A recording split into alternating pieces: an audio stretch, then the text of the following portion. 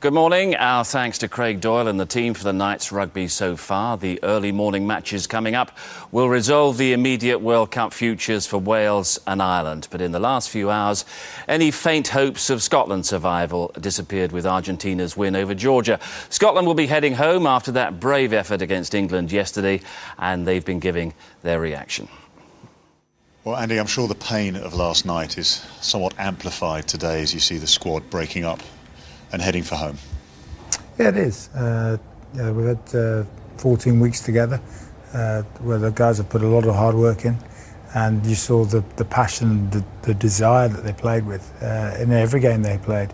But it's unfortunate that games at this test level have won and lost by small margins, by inches, and a couple of key errors, and we end up losing games. But it's about being able to do the basic skills well. And under that little bit of pressure, when we got close to the line, we turned over a couple of balls. There was a Nick DeLuca pick-up where he just had to hold on to the ball and go over the line with Johnny in front of him. They're some of the key moments. The World Cup comes to an end for you. It's painful, but fond memories, anything that you take from this and say, yes, I can really hang a future on this memory?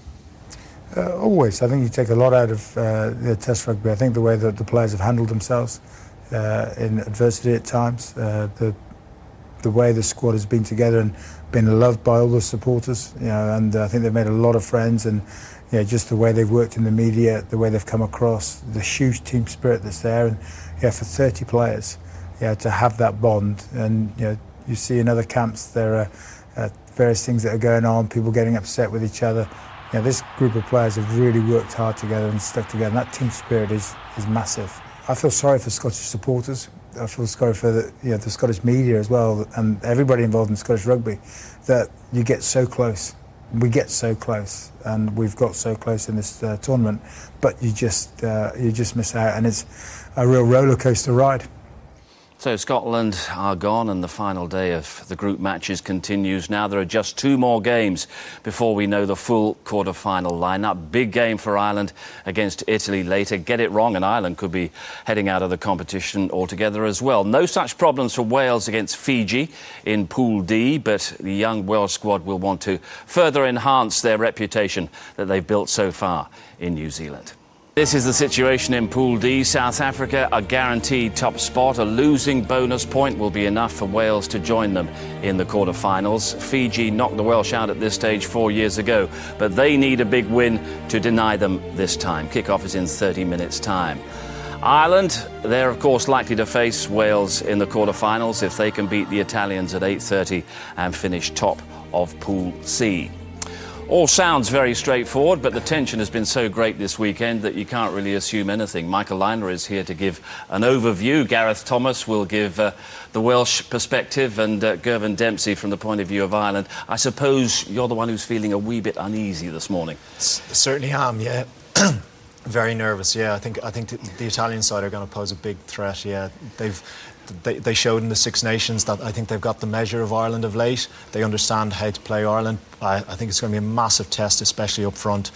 But a little bit nervous, but I'm looking forward to it. I think it's going to be a great game. Well, that one coming up later this morning. Michael, I know that you've had an eye on all the developments overnight, and the news on Dan Carter. Desperately sad, not only for Dan Carter himself, for New Zealand rugby, but for the competition as a whole. We need the great players playing well. We do, and he's one of the great ones, and it's very unfortunate for him. And as you mentioned with New Zealand, that a lot of hope being pinned on him, and people saying that without him, New Zealand brings them back to the pack. Well, it's just such a shame that he's not there, because he is a great player. And, it does seem to be, to me, watching that New Zealand game, that Graham Henry doesn't really know who he's going to go with, Slade or Weepu or whatever. And it's probably an eventuality that he didn't really want to face up to. And it's happened now. And as you say, the tournament's poorer for Dan Carter not being there.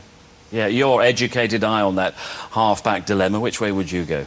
Well, I think, they brought Slade in to be a 10. He is a 10, and we've seen what happens when France picks a number 9 to play 10. It's a difficult situation. Perry Weepu's played there a little bit more than, say, Morgan Parra has for France. But myself, I would go with Slade, put him in there, give him confidence, say, you're our 10 going forward, go and win us the World Cup. Maybe the real answer is back here playing for Harlequins, Nick Evans. Yeah, poor Nick Evans is probably the second best New Zealand fly half going around at the moment. But coming to Harlequins, he knew the rules coming there and is not available to play for New Zealand. But how Graham Henry wishes he probably changed that rule right now. Gareth, as we head towards Wales and Fiji, I suppose injury is the great fear for the players at this stage. No time to recover if there are any problems. Yeah, obviously no, and I think it's winning the game, but also getting our key players off so they don't get injured at this stage as well. There are a couple of concerns. But the big one for me is James Hook and Dan Lydiard. They're two big players for Wales, and I think when James Hook plays, when James Hook touches the ball, the Welsh team seem to come alive. He seems to create something, and Dan Lydiard has been one of the revelations as well. So yeah, we're missing them, but on paper we still have a good team, and the likes of Sam Warburton, who have been very physical, and his leadership skills I think have come to the fore so far. Players like him today, we want to win the game and get them off, wrap them in cotton wool, get them ready for the quarterfinal. Yeah, the great thing about the potential result today is that it's the last time that we'll need to mention 2007. Yes. The last time. Hallelujah. We need to show it to you as well. We know how agonising it was for you. It won't really be in Welsh minds today, in that dressing room at least. Well, there's only one player who started this game. I think there's maybe 4 or 5 that actually were involved and on the bench. But what I like about this Welsh team is, a lot of them 4 years ago were probably just coming through the ranks. They weren't even playing senior rugby, so it won't affect them, but it'll affect them in the way that I think the players around them, like the likes of Hookie, who are in the squad, Shane, people like that, then they're going to give the experience of how bad it is to lose, and the devastation of coming home early. And I don't think that the youngsters that are there will want to feel that. Yeah, and the fact that Fiji held them to a draw in Cardiff earlier this season, that's a little bit more relevant. Yeah, Fiji's kind of become a little bit of a bogey team for Wales. The last 2 outings, the 2007 World Cup and the last outing in Cardiff was a draw. So Wales haven't beaten them. But like I say, I think when you've got a young team, then kind of history goes out the window. It's the next minute in front of them, the next 80 minutes they play is to create their own history as youngsters. Yeah, the youngsters you would pick out, the likes of Rhys Priestland and, great young players who will provide the core of Welsh rugby for seasons to come. Yeah, Rhys Priestland, at the start of this tournament, I wouldn't have put him in as 10. I put my hands up. I thought I would have put James Hook, but I think he stood up. He's really taken Wales on. He's controlled the game. He's brought players into it. He's brought out big centres, Jamie Roberts, Scott Williams again, and another youngster coming through with really exciting talent. It'll be great to see how he feeds off Jamie Roberts today. But yeah, and then obviously Sam Warburton, who's coming as captain, and as a youngster has come in. I think he's led the team at the age of 23. He's led a national expectation, and I think he's done an admirable job there. Yeah, let's concentrate on Sam a bit more. As you were saying, there has been a big turnover in the Welsh side since 2007. Only Gethin Jenkins remaining in the starting 15 today from that defeat 4 years ago.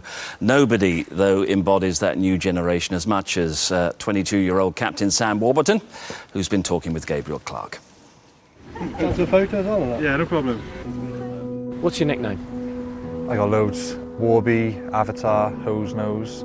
Skip? Captain? Oh yeah, Captain Cymru, Skip. I don't like those ones though. I don't like being called that, no. To play for your country at 21 is special. To captain them a year later demands a real X factor. But some have greatness thrust upon them. I don't like being singled out as the captain, So if anyone calls me Skip, I'll always have a word and don't call me Skip. I'd rather Big Nose than Skip. You're too modest.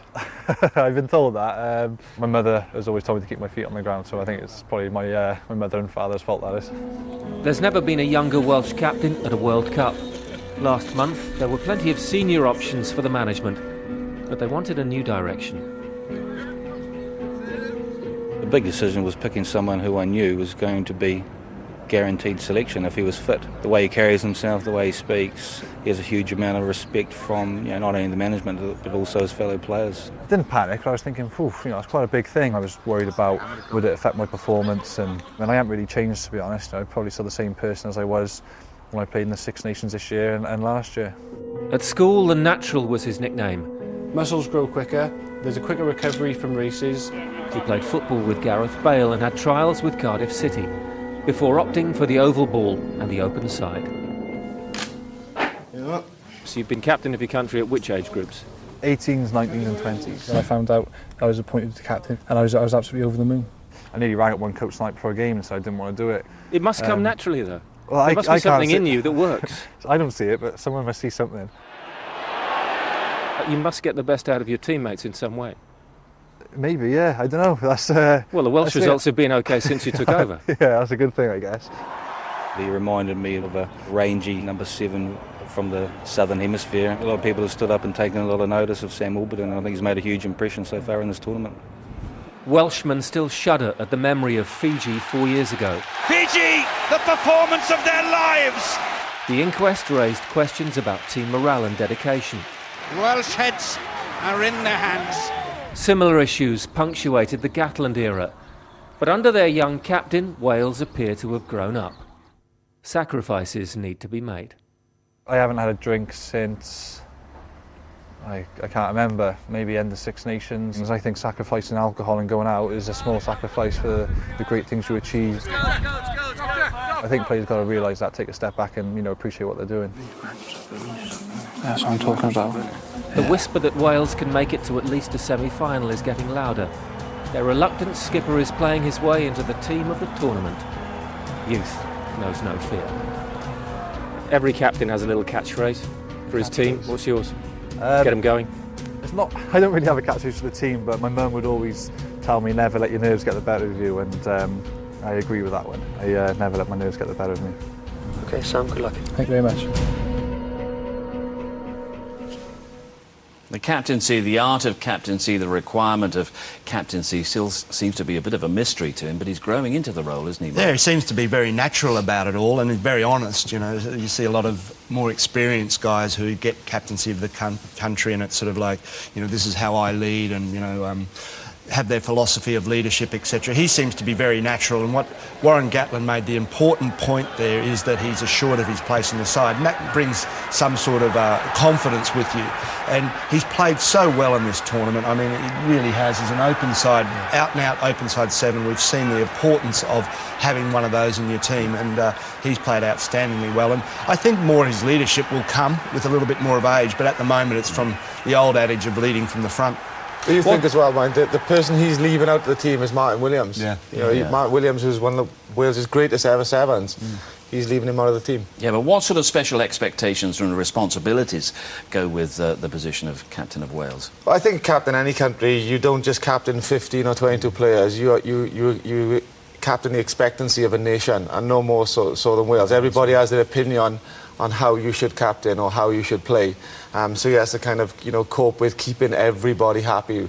And I think, he's doing it his own way, which is the only way he should do it. He's honest, he's a hard worker. If he fails, he'll fail trying. And he was talking about the fact that he hasn't had a drink for goodness knows how long, since June or in the entire build-up to this World Cup. That goes through the team as well. The whole sort of team ethic seems to have changed. And I think that's what's good about Sam being captain, is he is unbelievably dedicated. And as any captain should be, really, the rest of the team follow his example and follow his lead. And I think the Welsh team is a happy camp. They follow in Sam. Sam is a really dedicated trainer as well. He's always first on the pitch, last off the pitch, always doing extras. And it's good to see a captain doing that, because the other guys will do it then. You see it in the fitness of this Welsh squad, don't you? Oh, definitely. The way they're playing at the moment, I think they're one of the form sides from the Northern Hemisphere. They look very dangerous. Even though they're so young, they just seem to be playing with this confidence, and the style of game that they're implementing is very threatening. I think they're going to be a side to really contend with in the knockout stages. And it's ironic that we talk about the Welsh approach on a morning when there are more bad headlines coming out of the England camp as well. Yeah, as Gareth said, they seem to be a very settled side. They seem to have bonded together and got on really well in camp. There doesn't seem to be any issues. I think that the players know each other now at this stage, and they seem to have got the right attitude. That they're very focused on what they want to do and how they want to progress in this tournament. Just a bit too early, I'm sure, from your point of view, to talk about Wales against Ireland in the quarter-final, but potentially that's a fantastic match, isn't it? Yeah, both teams in really good form. I mean, we've yet to see Ireland-Italy, which I think, quite rightly, as you mentioned earlier, that Gervin, that you have right to be nervous about that, but because that's been a big game that Italy has targeted for some time. But if that goes according to form, you've got to think Ireland will get through that. Then the prospect of Ireland-Wales in that quarter-final knockout, both teams in really good form, and is a really mouth-watering prospect. Take a further look at the Welsh team for us, and more thoughts on Rhys Priestland, who has really played himself into this Welsh side ahead of his club colleague as well, and is growing in stature as this competition goes on. He is. He's quite a confident. He seems to be a confident player, but I also think there's a lot of good leadership outside him that's helping him through all this sort of stuff. And also, Jamie Roberts has come back to some great form in the centre, and that's a real key aspect for me for Wales when he's, you know, being really big in the centres there and attracting defenders and making busts and offloading there. What that does give is the rest of the team some space. I think it's also very important today, Lee Byrne at fullback. For me, he's got to have a really good game, and what that then will do, if Hook comes back from injury, maybe moving him into the centre and Roberts at 13. George North on the wing. Yeah, he's had an outstanding tournament, hasn't he, Gareth? He's similar to Jamie Roberts in the way we use him, but also, like the rest of the team, I think what George North has got is a youthfulness. I want to touch the ball. A lot of wingers we've seen have expected so much from so many wingers, but they've been sticking on the touchline. George North and Lee Harpling, you'll see, will come into the field. They'll pop up on the left wing, pop up on the right wing. They're really looking for work, looking to get their hands on the ball. Yeah, you look at that Welsh side and there's not many weaknesses at all in it. They've got a strong set piece. They can play different game plans. They can be direct up the midfield with Jamie Roberts, and they've got the exciting back three. So I think they've got the all-round game at the moment. And I think they've got a strong pack. I think it's a great back row. Yeah, we're missing Lydia, but Ryan Jones brings us a line-out option, which is good. Takes the pressure off Bradley Davis and Charteris, and it's great to see Gethin Jenkins back in again, starting again as one. He's been one of Wales's great props. And Faletau, number 8 there, he's been really dynamic at the base, giving a lot of go forward. Yeah. Oh, there he is. Yeah, I think we've seen him he's just going his try against South Africa. I think he was part of a back row against South Africa that took South Africa back row to pieces, and that's not an easy thing to do. We see him. He's a strong runner. He loves running them hard lines and breaking tackles, and he's done that all World Cup up until now. How many players, particularly out there today, do you feel are playing for their places? You've got the likes of Scott Williams, who scored that hat-trick against Namibia, maybe keeping Jonathan Davis out of that position. I don't think he'll keep him out of position when it comes to big games. I think Warren Gatland has got his best 15. I think what he's doing here, he's kind of maybe putting a bit of pressure on people and giving people game time. So if they do need to play in the latter stages of the tournament, then they've already played in the games without as much pressure. But I feel as a starting 15, probably the starting 15 that started against South Africa would be his strongest 15. And I suppose he's trying to keep the squad happy as well. There's nothing worse than having guys in the periphery of the squad not getting game time, and it's hard, especially in World Cup tournaments. You get frustrated, and guys tend to not be a happy camp. So he's giving other players opportunities to impress and have an outlet and play at the weekend. What's your impression of Warren Gatland? I mean, you've obviously come across him a great deal in your playing career, and the impression he's made on Welsh rugby and the progress that he's made there. Oh, he's had a massive impact on Welsh rugby. He actually gave me my first cap for Ireland when he was coach back in 98, 99. He's a quiet man, quiet character, but he demands of his players, and he's a very astute leader of teams, and he's very tactically astute in his recognition of game plans and stuff like that. There also, I think he's got a very good crew around him. Rob Howley for the backs, and Robert McBride in the forwards, and then Sean Edwards. He'll do. You said Warren's pretty quiet. Well, Sean will make up for that. So he's got a good crew around him, which is really important. But more than anything, Gareth, this morning you're looking for a performance of authority. Wales mustn't take their foot off the gas. They're making good progress through this competition. Yeah, and I think, kind of being on the outside of all this and seeing how this Rugby World Cup is progressing, I think the public, the rugby public are starting to expect a lot more from Wales, which is good, because I think the pressure that they feel, and not just from the Welsh nation, but from the rest of the world, they kind of like everybody's underdog to get to the final fight. Everybody wants them together because they have this experience and this excitement about them. Yeah, it's important though. We've seen already this weekend Tonga and Samoa causing problems and winning games against fancied nations. It's important that Wales going forward garner some momentum from this game and a good performance with your eye on the quarterfinals coming up next week. OK, fellas, thanks very much. We're in the Waikato Stadium in Hamilton. It's Wales against Fiji, and our commentators Michael Owen and Simon Ward. As a nation mourns an unfit groin, so Wales look to avoid injury and harm in their quest to maintain a winning streak. And they've certainly impressed the watching public with their victories over Samoa and Namibia, and their outstanding performance against the world champions, albeit it fell just short on the scoreboard. There's an unfamiliar look to the Flying Fijians this afternoon. They tell us they're looking to get the smile back in their rugby.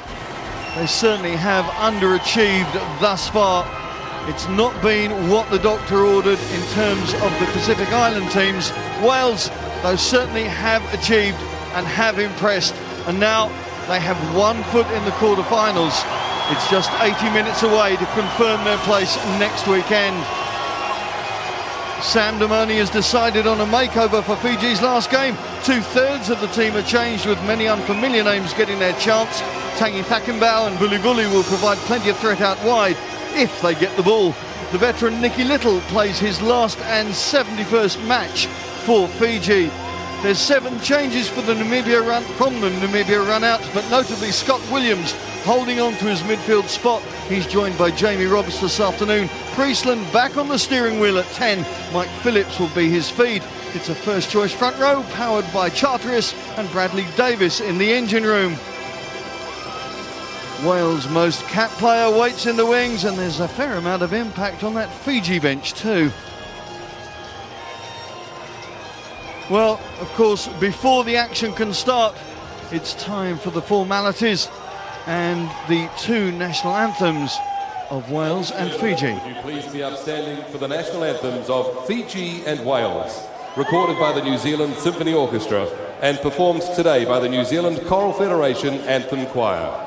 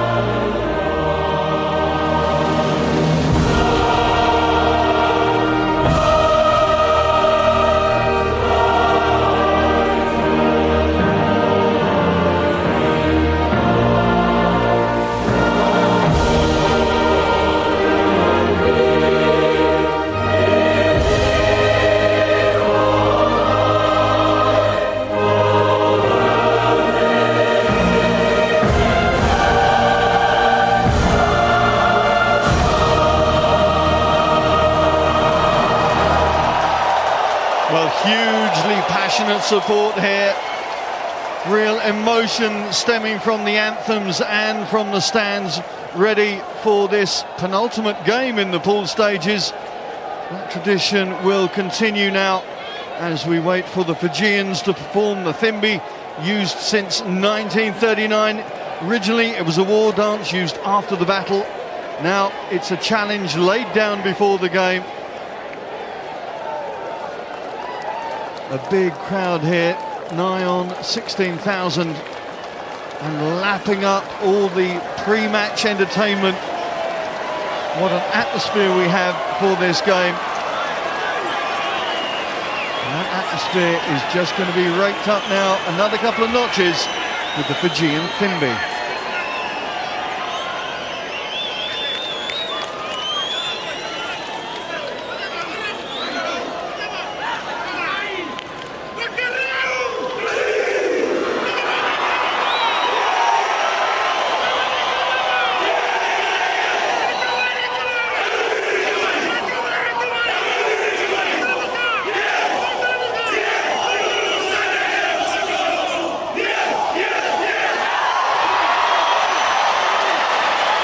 Well, the crowd goes wild as we wait for game 39 of 48, the final match in Pool D. Join us after the break.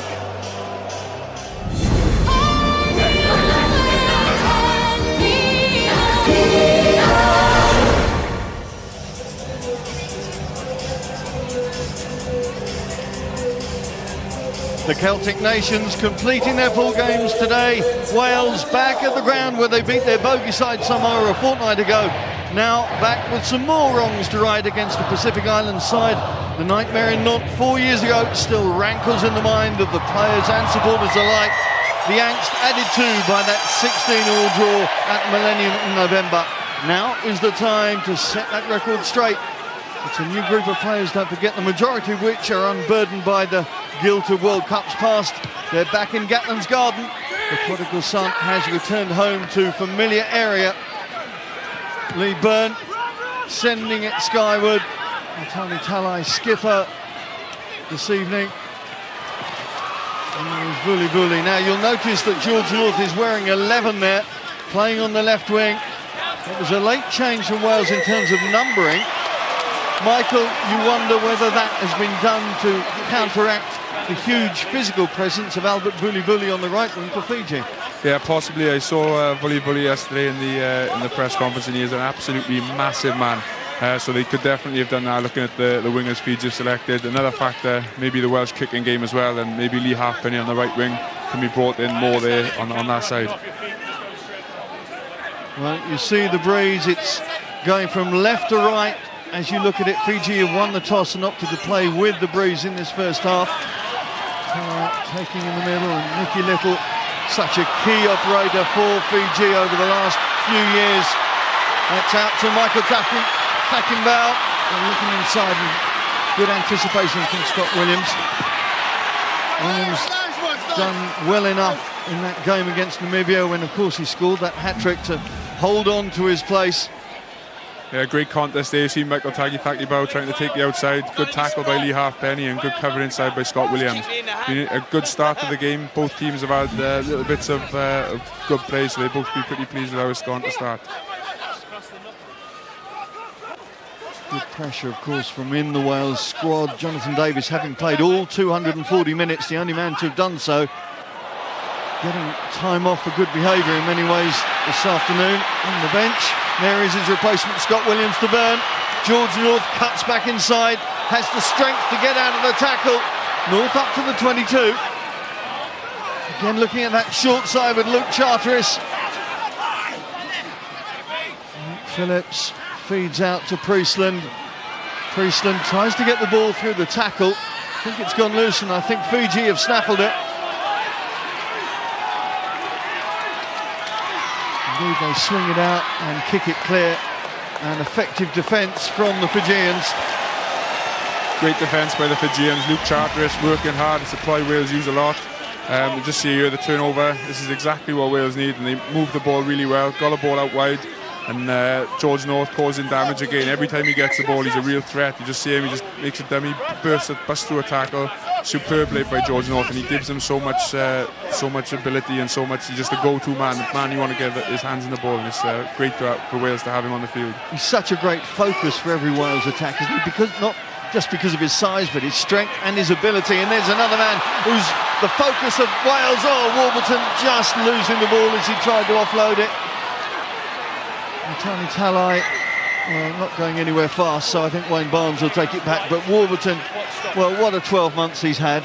Yeah, he's been fantastic, and that's one of the big features of his game. He's got great pace. He's had half an opportunity there, and he's just gone. That's a real feature of his play, and I think didn't realise how quick he actually was. He was away, and he tried to offload. He thought he was going to get tackled, but I think he could have kept going there. Good little bits of play by Wales. They just got to get that accuracy. That's all important to Wales, just to keep the ball, not make mistakes, and make Fiji work really hard. Just squeeze them and put pressure on them. Well, Warburton doesn't turn 23 until Wednesday. And I think that's Rupeni Nasinga, the blindside flanker, who's been penalised for an off-the-ball tackle. Now, interesting call from Warburton here. I think they're going to look for territory straight away. As I say, they are facing a fairly stiff breeze. And there's a bit of rain in the air as well. It's been a beautiful day here up until about an hour and a half ago. You see Sam Warburton, he'd actually thought he was going to get tackled and tried to offload to Toby Faletau, but he'd actually broken the tackle and was away. But it's difficult when you get through like that, and he's got so much pace, it must be hard to think at that speed. But I think for Wales, they're doing really well. This is where they've got to be really error-free here and just put Fiji under massive pressure. Again, the go-to man is the skipper. Ryan Jones comes round, an ex-skipper, of course. A crash ball there for Jamie Roberts. And making a bit of headway as well.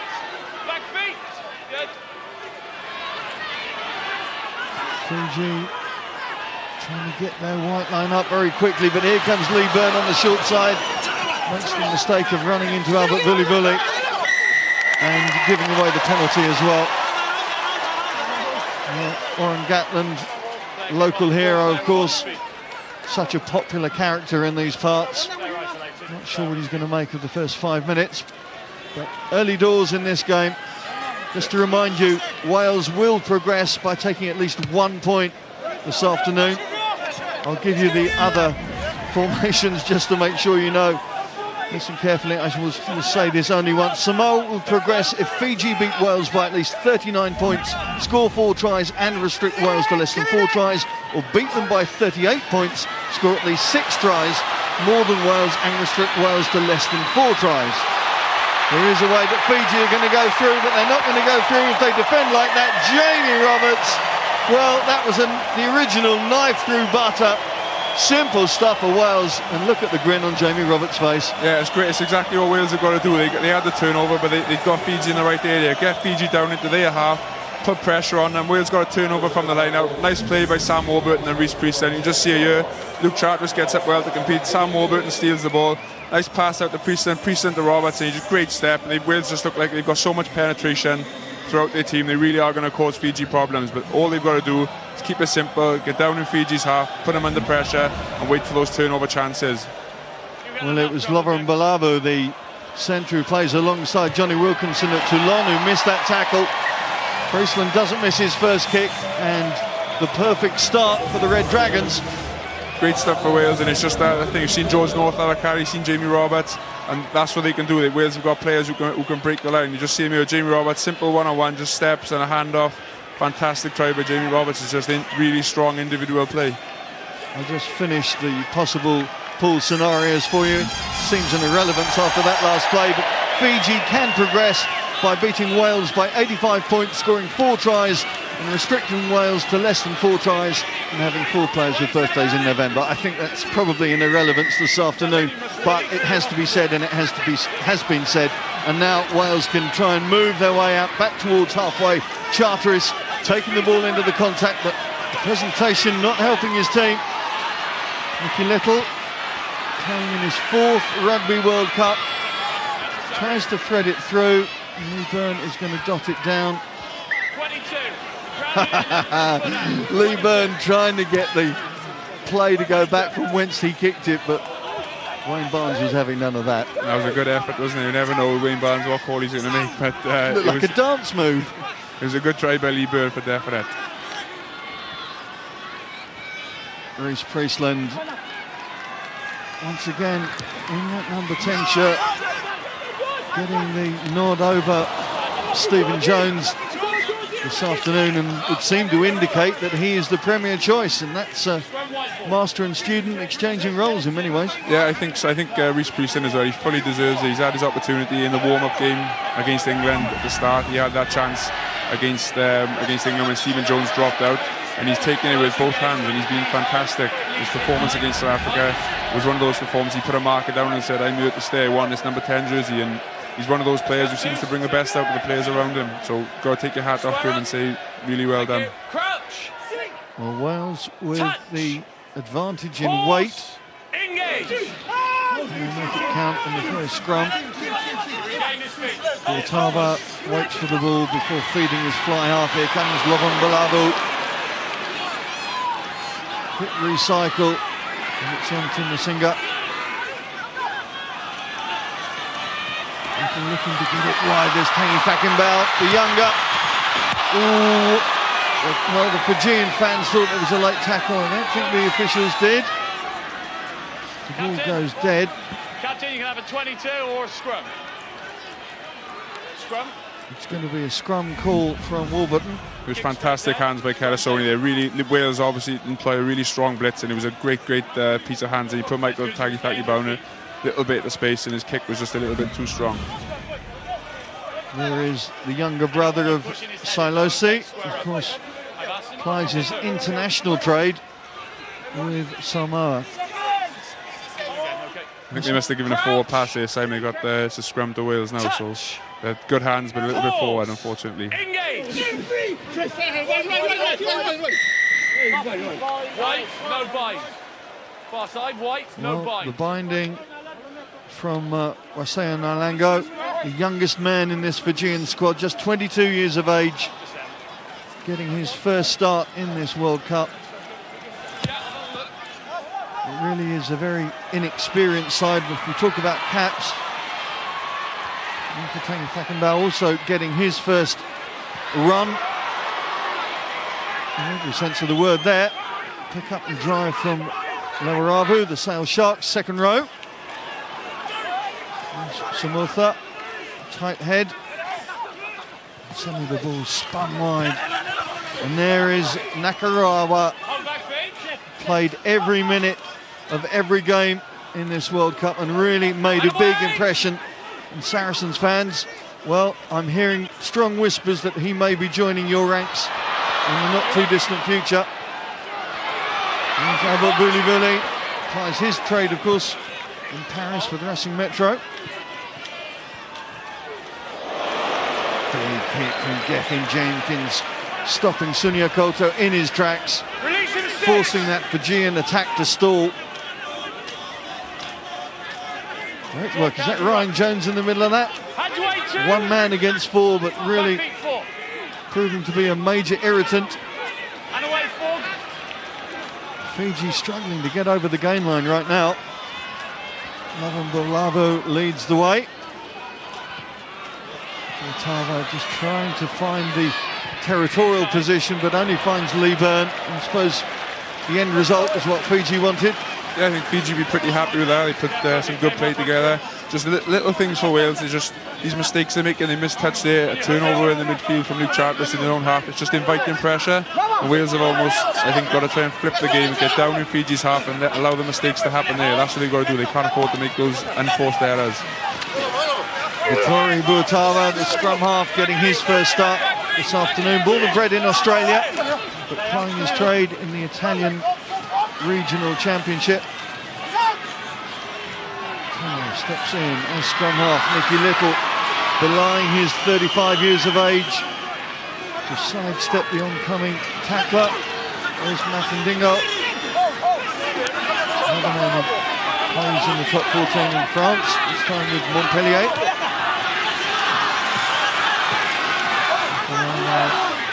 Takes his team into the 22. Head down, straight forward goes Stefano Samutha. And the crowd try and get themselves involved for the first time in this Fijian attack. Andy Davis looks to be in the walls there. It's going to be a penalty to Fiji.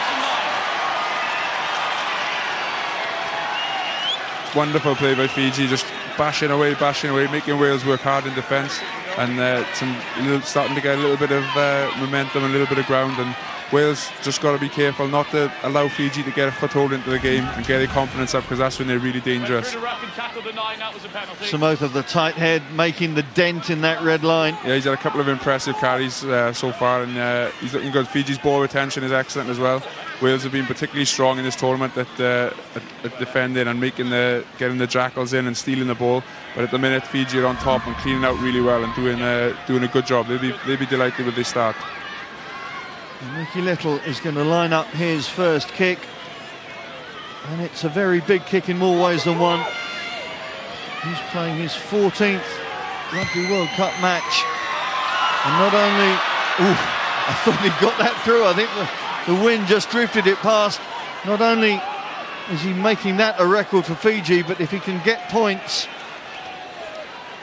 it would be points in 4 World Cups, and he'd join the talents of Brian Lima from Samoa, our very own Gareth Thomas sitting in the studio, and Gareth Rees, of course, for Canada, in managing that feat. But he's going to have to wait and bide his time as that penalty sails past the right and upright. Good tackle coming in from Jamie Roberts, not allowing Fatiaki to get up ahead of steam. This time, Little, has he overcooked it? It's a very good kick, actually. Lee Burnt had to field that. He was very close to the line. Feeds on to Priestland. Lee Halfpenny coming up in support, but Priestland not throwing the 50-50 pass. Oh, it's worked for Wales. I don't think it's quite what Jamie Roberts intended. I think Warren Gatland will be a bit disappointed with Wales. They're just making those errors, those unforced errors that they can't afford to make. Wales, the type of team Wales are now, they can defend really strongly, but when they attack, they've got to be really accurate and just keep the ball, and wait for one of the individual players to do something brilliant and change the game up. Gethin Jenkins getting some attention there. As the guys have mentioned in the studio, the only man in the same position as 4 years ago. Michael, you were on the bench then. That left a big scar on Welsh rugby. Can these players eradicate that scar, do you think, in this tournament? I think these players can definitely eradicate it. They've got so much ability, so much talent. Just at the minute that application is not quite there. They've got to become more accurate and go back to the basics of the game. And if they do that, they'll be far too strong for Fiji. There we see that tackle from Roberts on Fatiaki. He's such a strong player, Jamie Roberts. Whenever he makes an impact, every time he does something in defence, in attack, he's a real talisman for Wales and a very, very important player. We talk about the size of George North, but when you put in the size of Jamie Roberts, they're both 6'3", 6'4", 6'5", and a good nigh on 16.5, 17 stone. It really gives you such an extra option in attack and, of course, in defence as well. Yeah, and they've both got good footwork as well, which makes a big difference. It's not just big men and just running straight. They've got good footwork, and they both got good distributors as well. I know Warren Gatland was talking about possibly having George North and Jamie Roberts in the centre, because George North was a centre in his junior rugby, so maybe going forward that could become a bit of a formidable option. Can you imagine facing that? I mean, the sun would go in every time their defensive line comes up. That would be huge. It'd be pretty unbelievable for Wales, but that's the type of options they've got. And when you see the wingers and stuff they've got as well, they could definitely look to do it. My word, that would be something. Toby Faletau doing well to control the ball at the base of that scrum, teasing the Fijians to come round offside. Buatavo, who had the finger pointed at him, but one of two, I think. Very, very strong scrum from Wales, and that's what they've got to do. Just really make Fiji, put them under pressure, make them make the mistakes. And when Wales do that and they're accurate, they're a very, very good side. Just see the scrum there. Look, Fiji get a bit of a hit on to start, and then Wales just come back when the ball comes in. Just a concerted drive, great work by the front five, and fantastic scrum from Wales. And that's exactly the type of thing they've got to do. Already that Wales 8 putting pressure on in the set piece. Now, can they continue that into the line out? There's Luke Charteris, tallest man in this competition. Ryan Jones just ahead of him. Charteris can't get that ball, and the ball's coming loose to Fiji, and even from this distance, this is where the flying Fijians are so dangerous. Rayburn will time to weigh up his options. Just been pulled down, just short of halfway. Priestland, good hands from Jamie Roberts out to North. This is beautiful rugby. Scott Williams outside his man. Well, a hat-trick on his debut in the World Cup last week. Williams continues that form this week, and that was quite beautiful handling from the Welsh backs to open that gap up for their outside centre. Yeah, fantastic play by the Welsh backline here. There was very little space and they just worked it really well. A real top-class play. And Wales haven't played that well so far, but they've just had those two sparks and they can score tries out of nothing. That's what gives them so much talent. Just see Priestland, great hands by Jamie Roberts. George North beating a couple of men, great offload, and that is a fantastic finish by Scott Williams. He's been hugely impressive throughout the build-up to the World Cup and in the World Cup, and he's putting down a real statement saying that he deserves to be in the team. This is a wonderful finish. You see here, George North, and he just absolutely skins Tagi Thaki Bao. It's a wonderful try from Scott Williams. Well, only really out here, of course, as replacement for Gavin Henson when he broke his wrist, but my word, is this young man making the most of his opportunity, just 20 years of age. It's fantastic for Wales to have all these young players doing so well. It's a testament to all the work that's being done in the academies over the last 4 or 5 years. They've really put the work in and they're reaping the rewards with some of these talented players that are coming through. They're fantastic.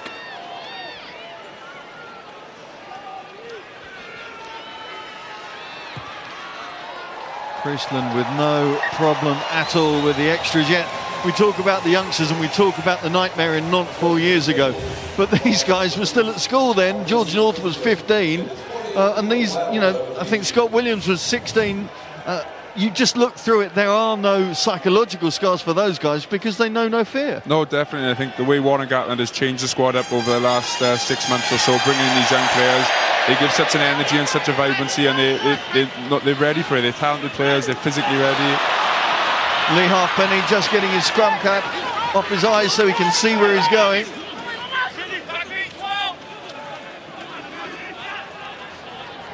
The advantage already going to Wales. Of course, Wayne Barnes was on the whistle for that match against South Africa, first game up for the Welsh side. So there should be no surprises behind the whistle this afternoon for them.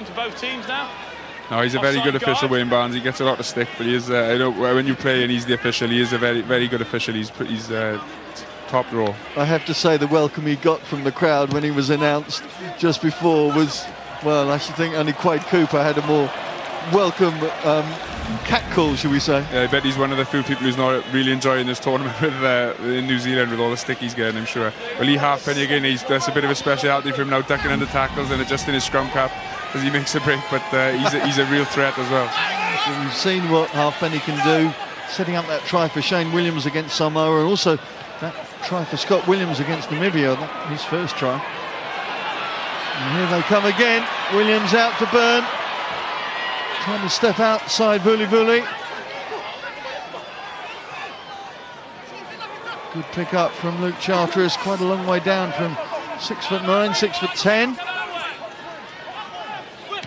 Halfpenny staying over on this side.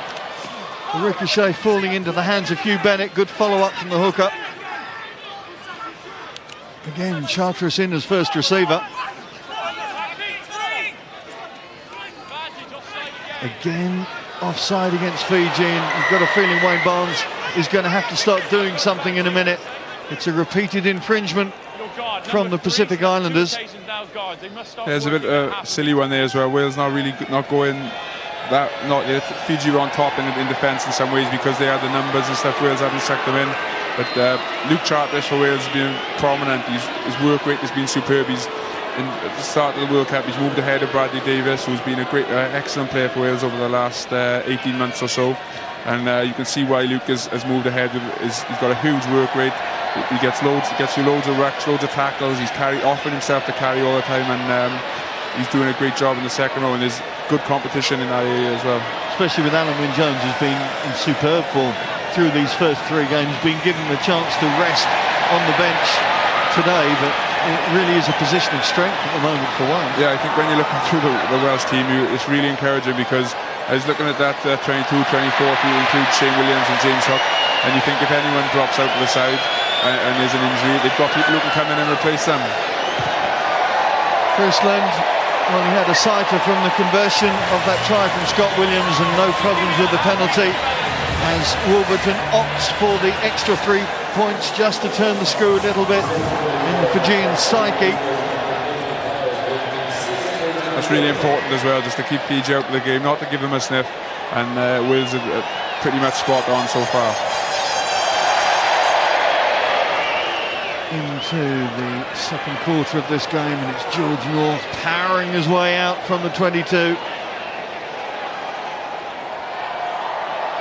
Phillips, of course, another man who's going to be playing in the top 14 next, well, I say next season, this season, when he gets back. There's Bayon. Kerasoni scooting his way around the outside. The ricochet not working for him.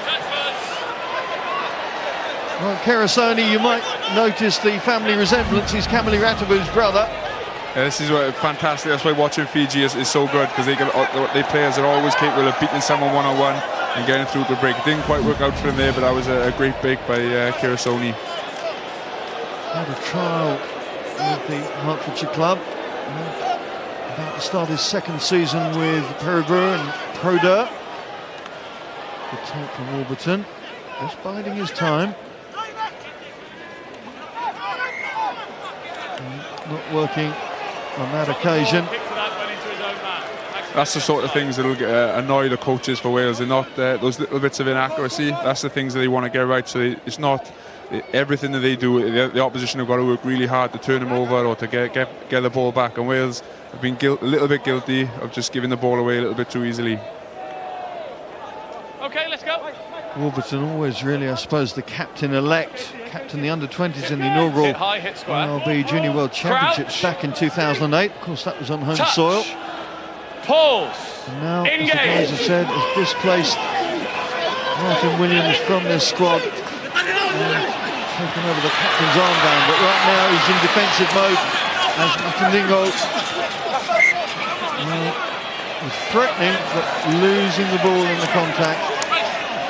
Yeah, it's quite difficult conditions. There's a little bit of drizzle during the warmth and stuff. And the pitch looks a little bit greasy. Handling can be a little bit difficult at times when you get into that contact area. You see Wales putting Fiji under pressure in the scrum, turning it around.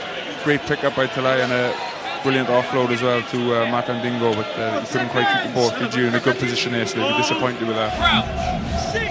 Two of his fellow club back rowers are in this tournament as well. Matandingo and Drago for France and Gugotse for Georgia. Moved out to Jeremy Roberts, but men and ball on that occasion, and Roberts doing very well to struggle his way out of the 22.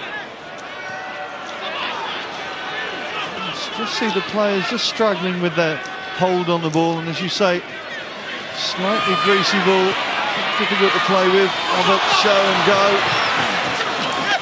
He's able to hang on to it as he hits the deck. Let go, hands off.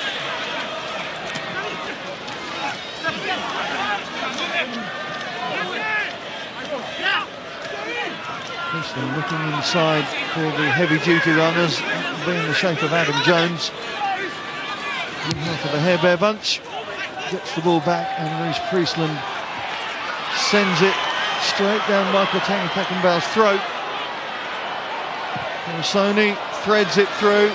Well, there's a sign, I suppose, of the more pragmatic Fijian approach, whereas before, with their sevens background, you would expect them to try and utilise the open spaces. Yeah, I think they're trying to sort of get a blend. It must be a difficult team to coach, Fiji, because they've got so much flair and they want to play all the time in that seven style. But I think they've got that Australian influence with Michael Foley and Mam as well, the forwards coach. So they've got that Australian influence. They're trying to get a balance between their game. Moses Rarooni's working there as well with Fiji, so they've got that Fijian influence. So it's I'm sure they get the balance just about right.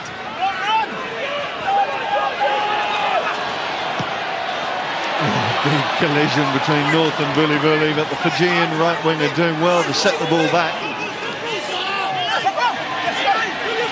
Stolen ball, says the referee, but in fact it's Nakarawa who's done very well to make sure the Fijians still have possession. The little dink over the top from Nicky Little. Byrne picks up the ball. There's huge numbers out to the right. Options right and left for Scott Williams. Phillips continues it right. Priestland, I just thought Halfpenny had changed his weight there. He was looking for the scissors, but still they go. Adam Jones didn't fancy the sidestep. Phillips keeps it moving. Wales going through the phases now. Slightly high hug on Warburton, but the ball's still there for his team. Roberts throws it out to George North. And it's not surprising when you can see a Fijian object hurling at you at such a rate of knots like Albert Vuli. Well, you're going to get your pass away quickly, aren't you? Yeah, Jamie Roberts has done a couple of quick hands today, and he almost pulled that one off as well. He's been fantastic for us today. He's been looking really strong, and Wales just got to settle down and they're into the game now. They really dominate, and they just need that next score to really ram home that advantage that they've got. Second row, I've got to stop. Nicky Little, nephew of the All Black centre Walter Little, played in so many clubs. Supporters in the UK will know him in Sale colours, in Saracens colours, in Bath and latterly in Bristol. He was actually born in Takarura in New Zealand, and played locally for Waikato. Although I'm told he played his first rugby at primary school in Western Australia, so could have played for anybody really. Yeah, he played in Pontypridd as well. Did he? Yeah, he played with him there as well. So came across the bridge. He's good decision. He's a lovely guy as well. Really good guy and a good player. He's been a fantastic servant for Fijian rugby as well. As I mentioned, playing his last games, tells me he's been looking on eBay for new knees and new Achilles, but can't find them. So that said, he's going to have to retire at the end of this tournament. They're going to come up. Here's Vittori Botava. Admits to being blind as a bat without his glasses, which really is teammates you don't want to hear from your scrum half, do you? No, it's not a good thing to know, is it? Certainly with the rain coming down as it is now. Yeah, it must be quite difficult out there today for him. Tony Talai tries to pick and drive from the base, but escapes to a halt and has to allow his scrum half to feed on to the props. Koto losing the ball in the contact, and maybe Falatau quick to pick up the scrap.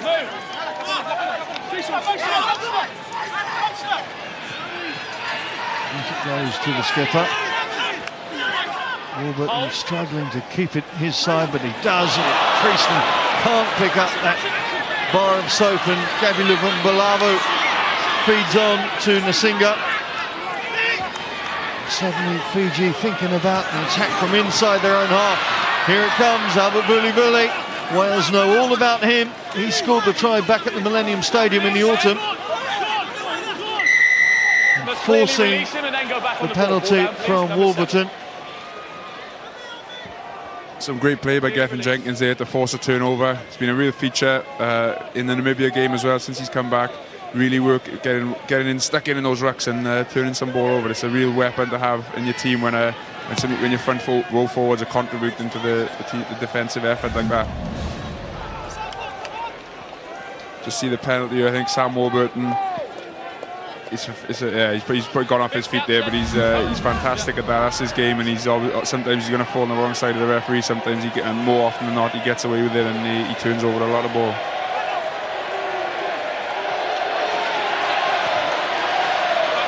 The Fijian line-out does not present quality ball, and Nicky Little has to come over just to resurrect things.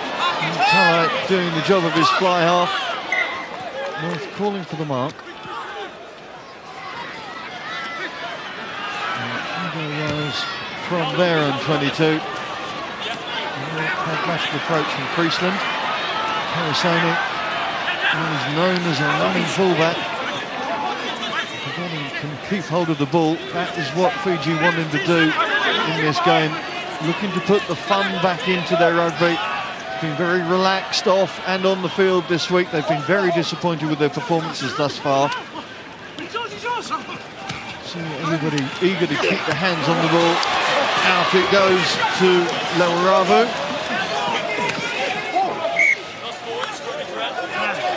Well, they're trying to play the rugby. It's just the conditions at the moment that really seem to be stemming the tide. Yeah, difficult conditions and great work by George North. You could see before the game Wales were practicing that, ripping the ball out of contact, and George North did it perfectly there. It was a great offload, and just see George North now, because he comes into the tackle, just ripping that ball out, and in these difficult conditions, that's a great thing to try and do, and he's done it very well there. Yes, I don't think I gave due credit to George North for that. Crouch. Rip, and it really worked well. Pause. Faletau locking things down at the back of the scrum. Another real find since making his debut against the Barbarians, and against his hero George Smith was a replacement for the Barbarians on that day. So what a big day it was for young Toby Faletau, but now has really moved from strength to strength in this competition. He's been such a valuable asset, dynamic from the base of the scrum. Rebound, trying to dance his way around the front rowers, but pulled down by Samutha. And I think that's Bradley Davis who's taken a heavy hit there. Yeah, I think he did. I think he was not sure where that happened. Maybe when he was trying to go into the ruck to compete for the ball. I think maybe as the Fijians were coming in to clear him out. And the Cardiff Blues man just being kept absolutely stationary while they check that there's no neck or back problems. There's Alan Wynne-Jones, the obvious replacement off the bench. Yeah, he's had a great World Cup, Alan Wynne-Jones. He's been an established part of the Welsh team for a long time and been a very good player, but in this World Cup he's really stepped it up and he's looked fantastic. Look at those stats. Sometimes the stats just don't really give you an idea of the total thing, but 61% their possession to Fiji, and yet you look on the scoreboard and they've still got a bagel up there. Yeah, I think sometimes that's the way Wales play as well. They're happy to defend, happy to have pressure put on them because they're so confident in their defence, and they force those turnovers by people like George North ripping that ball out like that, force the turnovers, and when they get them they're deadly. We saw Jamie Roberts score that try like that from a turnover, and Scott Williams as well. They only need a sniff of an opportunity. Wales have got so much penetration throughout their team really that they can strike it whenever they get the ball, and that's what makes them such a dangerous proposition. Good to see Bradley Davis coming back to his feet. The medics obviously checking everything there. We see the incident. Let's see the problem there. No, maybe just got a stinger or something. Just seen on his shoulder, or his head. It didn't look particularly bad, but he seemed to be testing for a bit of concussion. Just over half an hour gone, and that man will not want to come off quite yet, that's for sure. No, it's a big night for Bradley. He's obviously lost his place in the side to Luke Charteris, and he'd be desperate to put in a big performance to put his hand up for selection for the quarter-final next week. It must feel like an audition for the quarter-finals now for all these starting 15. Yeah, I think there's a few players. I think the selection again of the Welsh team has been good, because you look at a few of the players and they've really got a lot to play for. The likes of Lee Byrne, Lee Halfpenny, Scott Williams, you go through the team, Ryan Jones even, Bradley Davis, you know, they got Gethin Jenkins as well. They've got a lot to play for. They're really fighting for their places. There's 50-50 calls throughout the team, and it's great for Wales to be in that position, but like you said, they all feel under pressure tonight. Line has a big white line. Just off it. Crouch. Touch. Pause. Engage.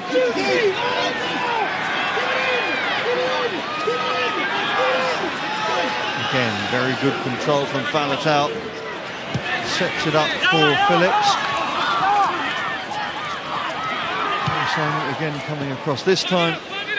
Opting to chip it through, but Priestland was ready.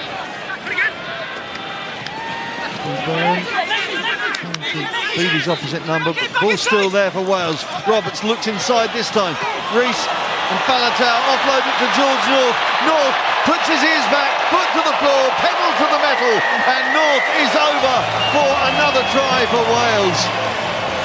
Brilliant play from Wales. They only need half a chance and they just capitalise, and it's great play and interlinking between the forwards and backs, and an excellent try. George North as well with the finish. Pretty impressive finish, just showed his pace and his footwork. Brilliant from Wales. Just see here, Jamie Roberts gets the ball. He showed some great touches tonight. Hugh Bennett, I think this pass was definitely forward. And then George North gets the ball in a bit of space, and he's deadly from that sort of range. Well, North going over for his 9th try in the senior side, and only in his 12th international. That's some strike rate.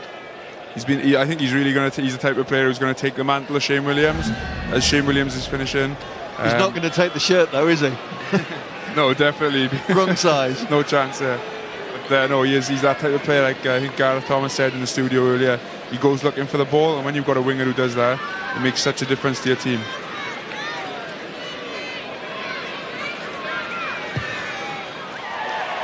Simple stuff for Rhys Priestland, and suddenly Wales are going again with their 3rd try. Huge support here in the region. It really is red shirts and blue flags for Wales and for Fiji. Yeah, that pass from Hugh Bennett to Toby Faletau was clearly forward, but the ref missed it, and Wales make the most of the opportunity.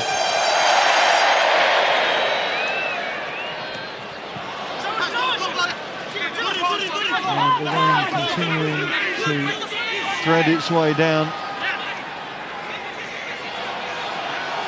And Wales continuing to try and get width on their game.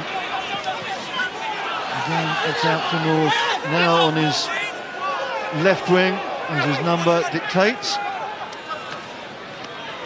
Warburton quick to shovel it onto his fly half.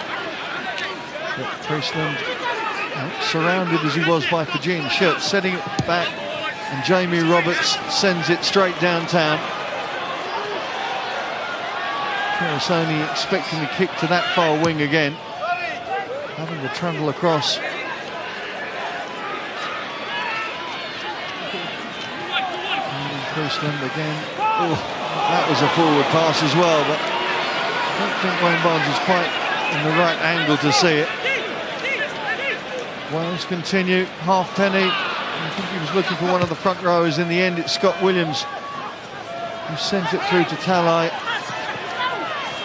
And the Fijians look like they're trying to improvise everything, and consequently getting isolated. The ball getting increasingly more difficult as the rain continues to fall. Waikato, well, it's Maori for fast-flowing water, but I think that should refer to the river that runs through rather than what's coming out of the skies right now. Great play again by Scott Williams. You see him with the turnover. He's just showing the forward pass again. So 2 missed forward passes for Wales, which is a bit disappointing for the Fijians. Going to start thinking we're playing American football soon if we get many more of those.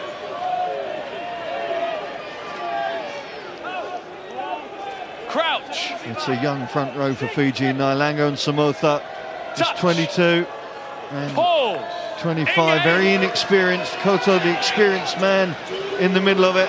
Look at them going back at a rate of knots. Well, the Welsh pack have had really no problem since the outset, and continuing to keep the drive on. In the fact there's Lloyd Burns ready to come on. I'm not sure, an early change. I'm not sure what's up with Hugh Bennett. Oh, he's limping off there, you can see him. But Wales' scrum has got better and better as the game has gone on. Fiji had a couple of early good scrums, but you see here, just Wales. Fiji again, maybe, yeah, Fiji get a hit, and then Wales, the power's just coming through, all working together, and that's a great scrum, and it'd be it's awesome for Wales to have a pack that's doing that sort of damage. Lloyd Burns on for cap number 6. Touch. Into the final 4 minutes of this first half. 3 tries in the locker for the Welsh. It really has pretty much gone to plan until now. Heading on, they won the ball, but not under their own turn. Good turnover from Nasinga, and I think it was Talai as well, working together, turning Toby Faletau over. So it's funny them Fiji being at a great scrum end for Wales under a little bit of pressure and managed to force a turnover. Now they've got a great attacking position if they can secure the line-up ball. Yeah, just see there, the 2, 6 and the 8. Just getting over the top. Nasinga and Talai just turning Toby Faletau over. He was left a little bit isolated because of the way the scrum had wheeled. And like I say, Fiji got a great position if they can win the line-up ball. Koto plays safe, throws to Nsinga at the front. Kurtava just slipping as he tried to get the ball, and the ball is there for the Welsh. Bradley Davis didn't realise that play was still going on. George North certainly did. And Wales running their way out of the 22. Pass from Roberts, not finding his man, and there's problems for Fiji. That's Sanaya Koto. I mentioned the experience needed in the front of that front row from the Narbonne hooker. They've got Liami Vikosau on the bench. Koto going to try and get through to half-time, you suspect. Wales are making it really difficult for Fiji when they do get good attacking positions. Wales' work in the contact area is superb. They're trying to rip the ball out of the tackles when the men are still on their feet. When the man goes down, they're jacking really hard, and they're really making it difficult for Fiji to get any sort of fluency into their play and build their confidence. So Lloyd Burns, what a year it's been for him. Bricklayer playing club rugby 12 months ago, and now playing on the biggest stage in world rugby. George North powering through, up to the 22, offloads to his skipper, and Sam Warburton pins his ears back and slides in to send Wales into the quarterfinals. The bonus point is assured. That's what Wales were after first up. It's a real high quality display from George North. Every time he gets the ball, he looks threatening. There's half a gap opened up, and just with his pace, he just burst through it. And it was a fantastic pass to find Sam Warburton as well. So you just see a Wales mess up the line out. George North with a little show and go, steps inside, and this pass is really top class. He was going in between two men. He timed it perfectly, and Sam Warburton's got the pace as well to finish off a move like that.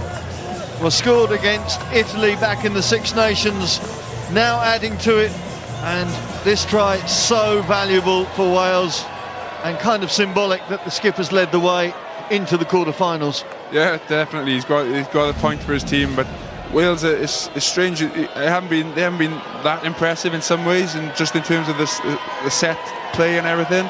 But in terms of when they get a turnover, when they get half a chance, they just season on. They've got so much penetration throughout their team. It's they look a real threat inside. Well, Reece Priestland continuing to threaten from the tee.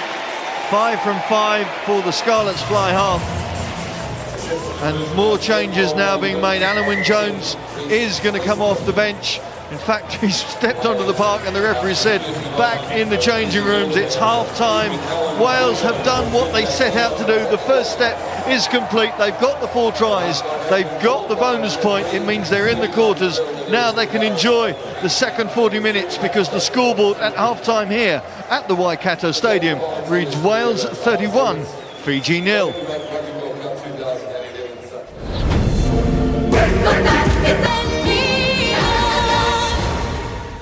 The kind of Welsh performance against Fiji that almost makes you forget 2007. Well, almost. Wales showing Fijian flair and thrilling finishing from their talented youngsters, and they lead 31-0 at half-time.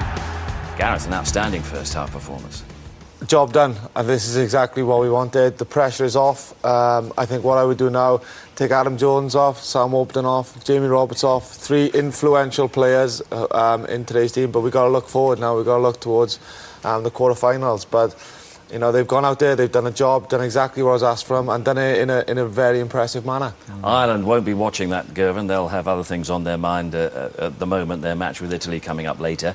If it is to be a quarter-final against Wales, there's a lot of food for thought there. Certainly, yeah. Bonus point try before half-time. I think the Welsh side will be delighted with that. I think, as Gareth said, they will make a number of changes in the second half. Key for me was those two tries before half-time. Wales had got a little bit sloppy there at stages. I suppose the conditions played its part. They lost their shape a bit, and they tended to turn over a bit too much ball. They have to be a lot more clinical. I think in the second half, what they're going to try and do is really going to try and up the tempo. The Fijians will tire. There'll be space back on the inside. A lot of the tries came from inside passes, support trail lines back on the inside. So great accuracy, great handling. Jamie Roberts fantastic in that first half. Yeah, pretty easy for Jamie in this first try. I mean, he just broke through some fairly feeble defence, and you know, when you give somebody like Jamie Roberts that sort of space to wind up and go through, Warburton cleaning up the back of the line up there, but just one step, bang, palm off and under the sticks. I mean, pretty simple. What I've liked with Wales so far is they haven't let Fiji into the game at all. They've played the game sort of in the Welsh territory, and really this is what comes from that. When you're playing in the opposition's half, you get opportunities like this, and Roberts... I think because there was a turnover ball, the Fijian defence hasn't set them. What Wales seem to be doing on turnovers, getting this kind of two-pass mentality, so getting 2 passes away from the contact area, and when a team is not set for defence, 2 passes away makes it very difficult to defend that area. Yeah. And after that, it's been the quality of the handling, the pace, the accuracy, especially in confined spaces. Yeah, I'm so impressed with the way they play, and I say it is difficult conditions. And Jamie Roberts has done this on 3 or 4 occasions, and you know, Scott Williams is showing some serious confidence for a young kid. You know, he's come in. He's not really playing for a place. I don't think he's gonna start, but he's really putting his hand up, and you know, great handling, and you know, you could call it a forward pass, and it probably was. But from a Welsh perspective, it's great to see Wales playing this way. I think this is how we know Wales can play, and this is how the Welsh public love to see Wales play. And you know, again, a stealing the line, George North coming in here, showing great pace, and that's a great offload. Yeah. That's an absolutely world-class pass, and this kid again, Sam, you know, he's really being one of the standout players of the tournament so far, and that's why just get him off now. We need him in the quarters. Yeah, and these players are 19, 20 years old. Yeah, and they're playing with wonderful confidence, and that's what I like about this. And you know, 2 of those tries that we just saw there were in a very narrow piece of space, and just the confidence to have the hands, and also the communication's got to be good when you're in that sort of, just to flip it on and do that nicely. They're playing really well. You can feel, even in the studio, they're playing with confidence. These kids are confident, and that's dangerous. You know, as a team coming against a confident bunch of players like this, that's scary. Oozing confidence. That's what you need for the quarterfinals. They're there with that bonus point that they secured with the 4th try. How swiftly they switched their allegiance out there in New Zealand. Poor Dan Carter, he's not heading to the quarterfinals, but Wales are there. Maybe there'll be a second half celebration of some kind against Fiji.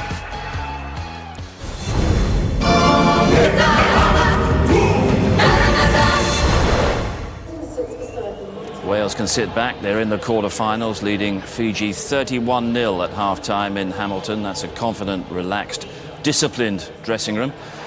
Talking of discipline, we're just getting news from the England camp that Dylan Armitage apparently has been cited for that high tackle on Chris Patterson yesterday. We'll have more on that after the second half here in Hamilton. And what kind of exhibition will we expect from Wales, who have booked their quarter-final place already with that bonus point 4th try, leading by 31 points to 0. We're back with Michael Owen and Simon Ward.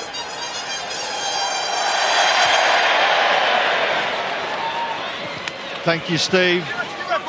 Well, one change for each side, or one further change, I should say, for each side. There's Alan Wynne-Jones. He has come on for Bradley Davis at the break. And for Fiji, they've replaced the hooker, Koto, being replaced by Kasau. But you can tell Wales coming out of the starting box quickly, and Fiji, well, I don't know what was said in their changing room at half-time, but certainly they're looking to make an impact and an impression on this game, which we really saw through that first half. The stats show that Fiji had 62% territory. Just goes to show that Wales made the most of every opportunity when they got into opposition halves. Yeah, he just got a great threat. This is a fantastic hit you see here. I think it was by Lovan Baluvu. It's a huge hit on Lee Byrne, and he did well to keep hold of the ball.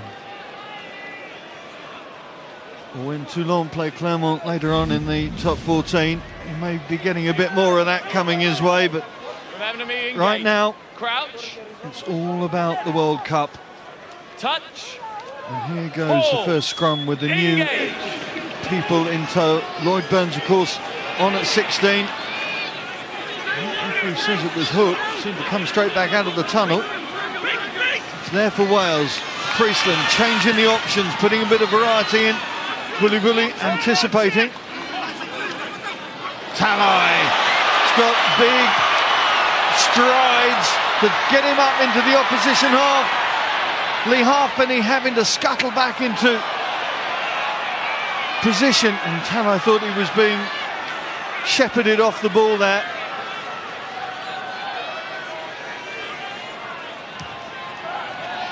Phillips completing the clearance, but Masinga waiting and ready, feeding onto his fullback.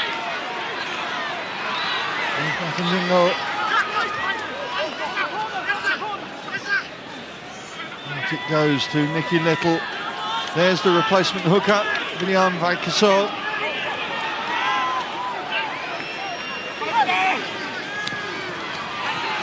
A little offload from Nakarawa. That's why he's been such an impressive and popular character. The snipe down the blind side from Buatava. Well, the referee says play on. The Fijian fans and players don't like it. Reece Priestland does. Look at the numbers out to the left for Wales. If they can move it, and they do, there is opportunity here. Ryan Jones has Jamie Roberts. Roberts has North. Mike Phillips up in support. Good handling from the Welsh side. And this is the confidence now that is running through the red shirts. Charteris out to Halfpenny. Nicky Little stems the flow. That's a fairly fierce Fijian hug on Halfpenny. Warburton hands off one, drives through the gap, gets the offload in. Mike Phillips trying to do what they call the Maori sidestep out here. It didn't work, and the penalty is going to allow Fiji to clear their lines. A real showcase of all the talents Wales have got. That was great play from everyone in the team. It was loads of interaction between the forwards and the backs, great movement in attack, and really encouraging for Wales. You see Sam Warburton here, this is what he can bring. He's got so much strength, so much pace, and that's why he's a threat in attack and defence. And he added a good offload as well, and Mike Phillips a little bit unlucky, I think, to get penalised here. Fijians do really well actually, but I think he was a little bit unlucky to get penalised. And Wales were almost certain to get a try there as well. Warren Gatland sitting behind us, enjoying life at the moment. He has his team in fine form going into these quarterfinals. You could say one of the form teams, I suspect. I think they look very good, Wales. I think that South Africa performance as well, if they can raise their levels to that sort of intensity and accuracy again, they would be a huge threat. And they've got so much physicality in their team. They can match teams. Anyone comes at them in attack, they can match them defensively. And when they attack, they've got that chance of just scoring a try out of nothing, which is priceless when you get to those top level games that are so close. Take out the back from Lawaravo.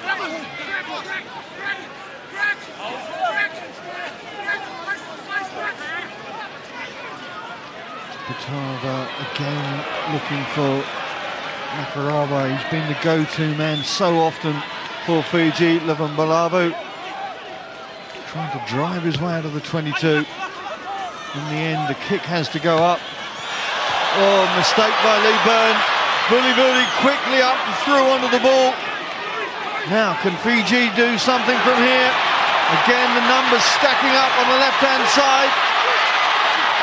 It doesn't matter whether it's single digits or double digits for Fiji. They all have this wonderful athleticism. Off the foot of the white player, then a knock on by a red player.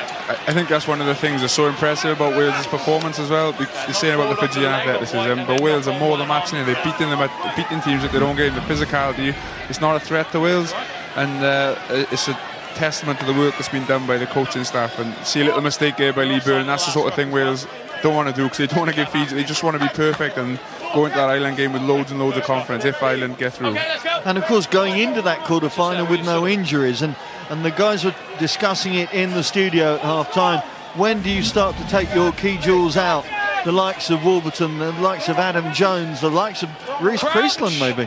Yeah, I think these boys just want to stay in the field, though. They look like they're really enjoying their rugby and they're playing well, and I think it'll give them confidence. And I think Wales can do it. I think Warren Gatland, from that point of view, can do whatever he wants, because these boys, it won't matter to them if they play or they don't play. They're ready, and when you're at this sort of, when Wales are playing like this and they've got that sort of fervour and intensity about they play, you just want to stay on the field and keep playing and keep enjoying it and doing the business, because this is what you do all the hard work and the training for.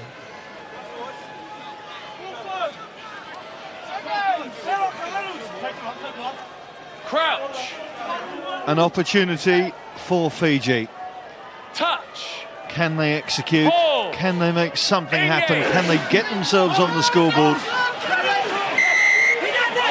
please. Hit and hold. Be disciplined. Free kick. Talai moving it straight into midfield for Luvumbalavу, trying to cut back against the flow. Again, the captain drives on, leading from the front. Samotha sets the ball back and they go again. Well, Nakaningo just losing his footing at a crucial time. Nicky Little trying to get inside Adam Jones' flailing arm. Stolen ball, says the referee.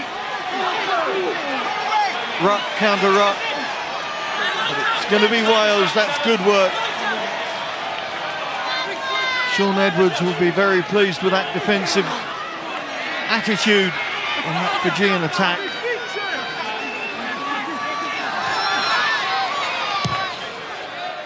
And it's an easy clearance for Roos Priestland. Tangi Thakambau will look to spark another Fijian attack. I suspect that Wales will have expected this sort of response, but they've held their line and they've managed to plunder ball there. That's Alan Wynne-Jones, I think he's taken his scrum cap off, and it's there for Priestland. Well, players losing their footing now. They're going to have to look how they change their angles. One of the things that's so impressive from Wales is in the training tour, they turn the ball over. That's the most dangerous time you can get the other team get possession. You get a turnover, that's where the most tries are scored from. Wales, as soon as they lost the ball, the players got back to 10 metres, they made the tackle, and it's almost like they relish in defending. They want the Fijian challenge of trying to score a try against them, and they just turned the ball over and got up the other end of the field, and they got another turnover then again. It really making it so difficult for Fiji to get any sort of fluency into their game.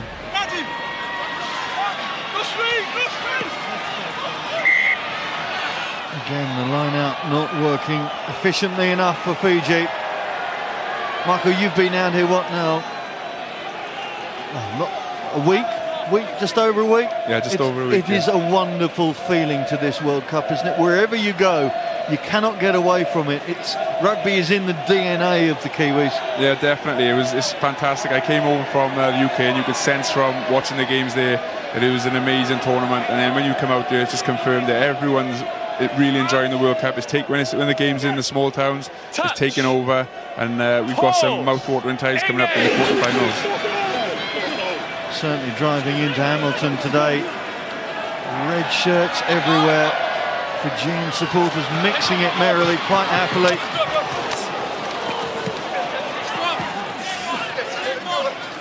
Penny taking his team up over halfway. And Jones being driven back, but coming back to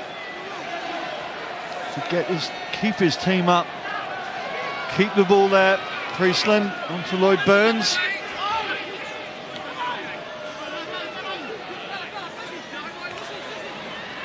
Inside pop to George North. How many times have we seen that?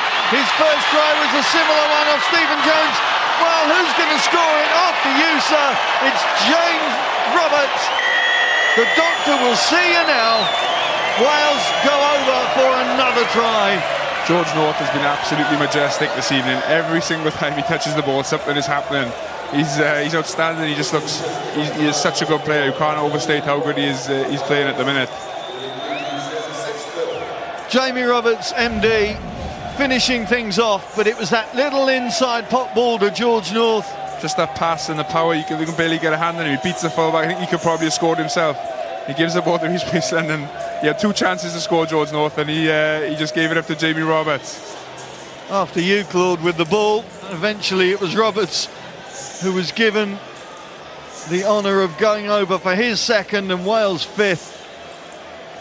it's just the way he gets through as well. He bursts through half a gap, and he's got so much pace, so much power. He's through the gap, and then he's beating the fullback one-on-one as well. It's awesome. It's brilliant for Wales to have a player like that. And you've got Shane Williams and James Hook to come into the team as well, maybe be on the bench. It's a mouth-watering prospect for the Welsh fans. Well, there they are in full voice, in full regalia. They are loving their time here.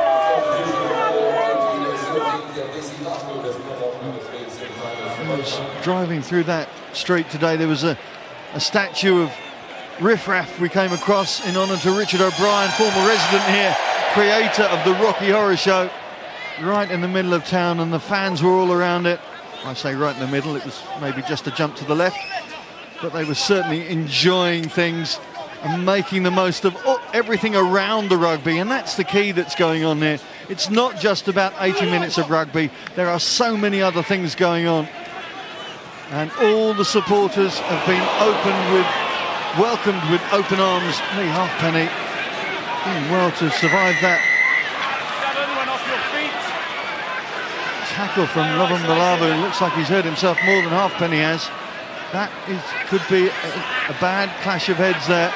Yeah, Fiji are trying desperately to get themselves back in the game by showing that physicality and trying to get up off the line and make the big hits. But Wales are just too good for them at the minute, and fair play to Wales, because it's a tough challenge, and you've got the Fijians flying into you, and Wales just more than meeting the challenge. Ball is live. Referee says play on. Halfpenny, or the full shilling as he's known, is back in position. Fiji coming at him, but again the ball not being held, and again Wales quick to clear their lines. Ivan Balavu still down inside the Wales half. Karasoni inside his own 22. Priestland, nobody in front of him.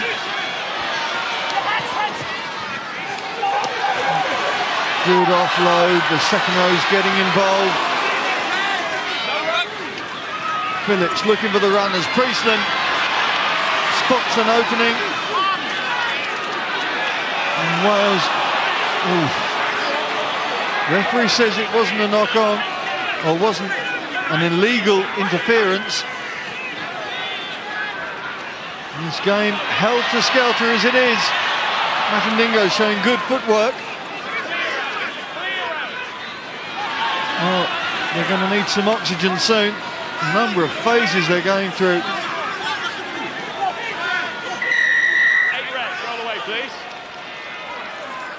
Rhys Priestland brings such a lot to the Welsh team as well, because he's played a lot at fullback for the Scarlets. When he's back in the kicking game, quite often teams drop their 10 back, and they normally use him as a distributor or a kicker. But Priestland's a real running threat as well. He can beat that first man and make things happen, and he launched that attack there. Yeah, of course you can. When you see the incident involving Lovan Balavu and Halfpenny, well, there you see the benefit of a scrum cap. Lee Halfpenny does really well as well. He just bounces back up. He got penalised in the end, but he bounces back up and keeps trying to keep hold of the ball. And Wales are not getting it. Fiji, in fairness to them, they're trying to get that further into the game, but they can't quite do it because Wales are just too good. Replacements now being utilised by Warren Gatland. So Toby Faletau and Mike Phillips coming off.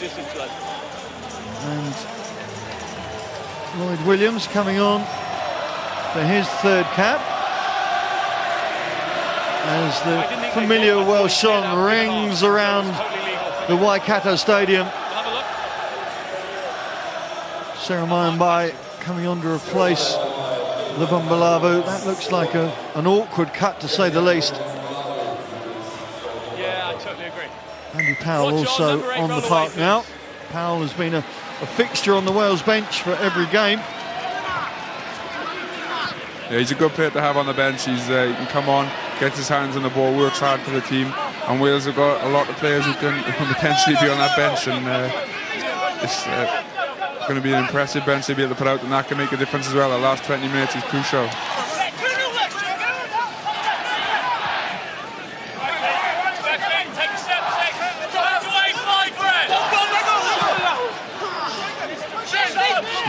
Slow ball for Fiji.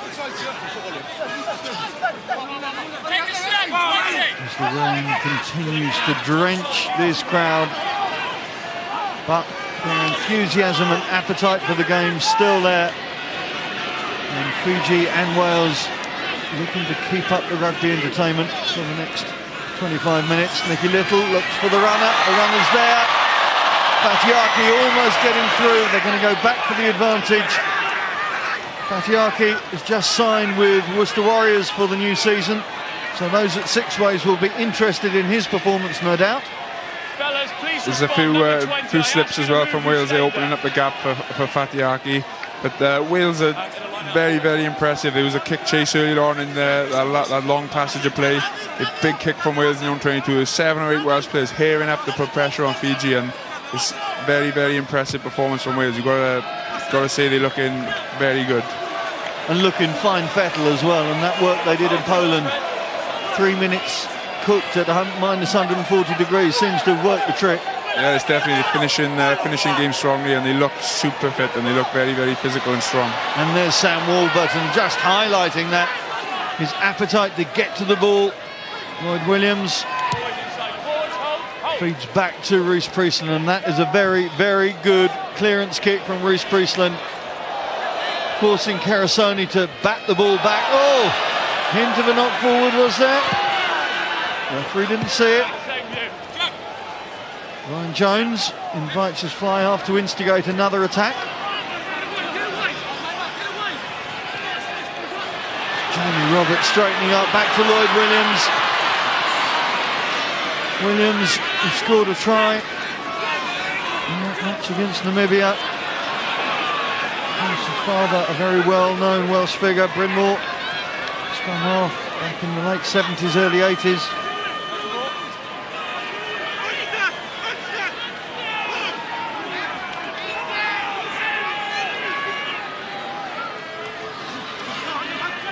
Powell offloading the ball to get the attack going the other side. Scott Williams, haven't seen that much of him in this second half.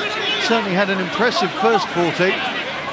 Must be putting pressure on Jonathan Davis, you would think, for that outside centre berth for the quarterfinals. Has certainly done everything that he could have done. Priestland, Roberts, Halfpenny, trying to dance his way through.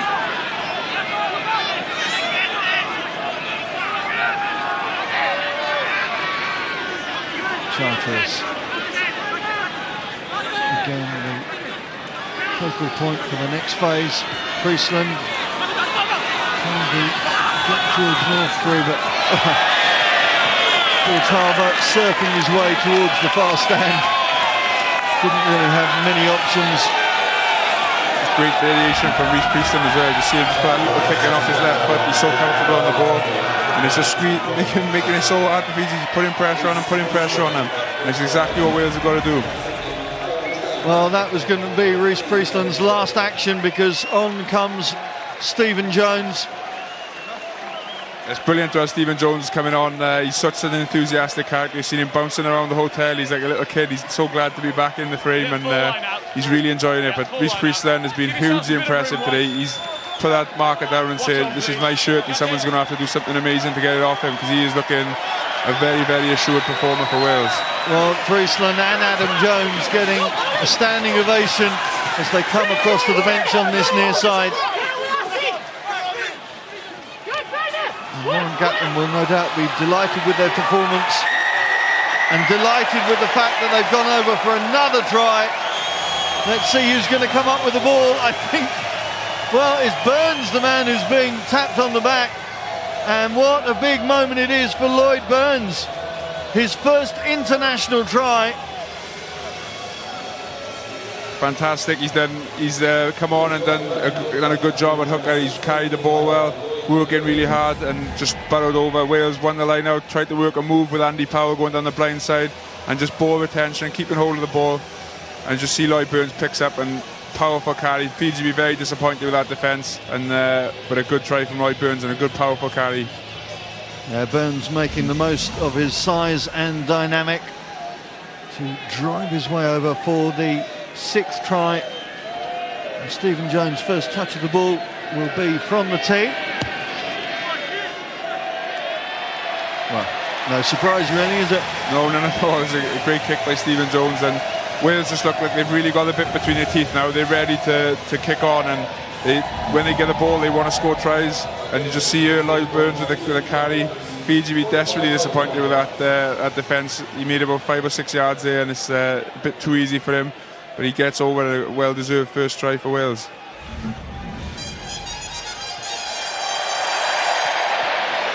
Well, for all their efforts from Fiji in this second half, they still have not been able to break the scoreboard duck in an hour of play now.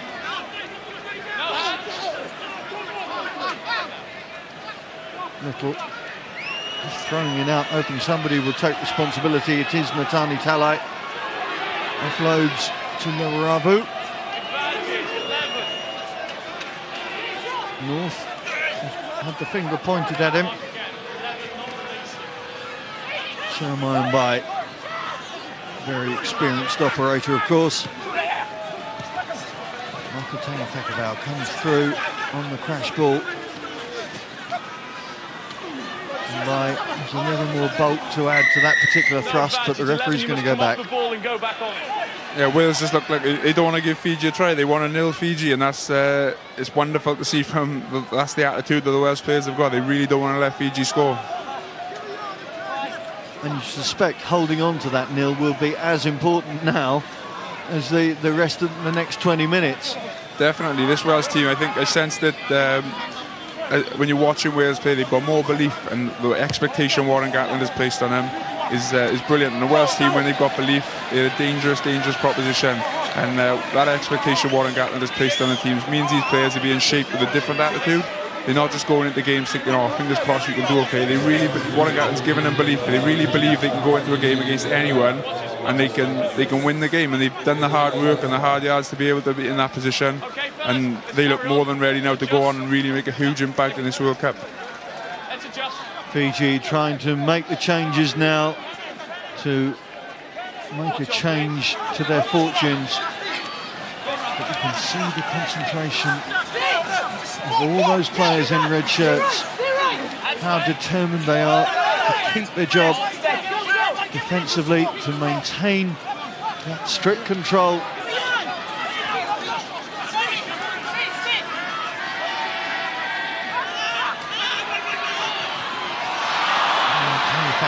Unable to take the ball cleanly. The referee says play on. Tengi Thekkenbauer comes back for more. Again, Fijian hands not doing what they wanted to do, and the frustration now beginning to show in their body language. Yeah, they're not getting any ground, they're not getting any momentum into the game, and it's a credit to Wales' defence. They're just smashing Fiji every time they're coming through, trying to rip the ball, trying to jackal. It's a very, very good performance from Wales defensively. Fiji, of course, without several well-known characters for this game. In fact, for the tournament, no Isanathewa, and hence the back deciding not to travel over. Janet Ngovo, the Racing Metro forward, he's not here either. Rambeni, Jews, well, they were disciplined. Graham Jews, you remember, was the man who scored the try right at the end of that game in Nantes. And then Malanga, Luvinyali, who unfortunately broke his leg against Samoa. Muri Murivalu, Koimain Bole, and of course Deacon Manu, the man with the insider information on the Welsh game. Hurt his shoulder in training earlier on in the week. That's why Talai is the skipper.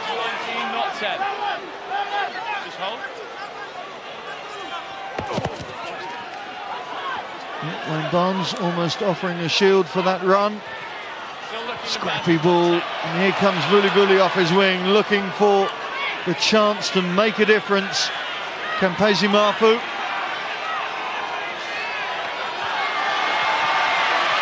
Oh, just being stopped short. That's Akapusi Ngera, the Gloucester favourite.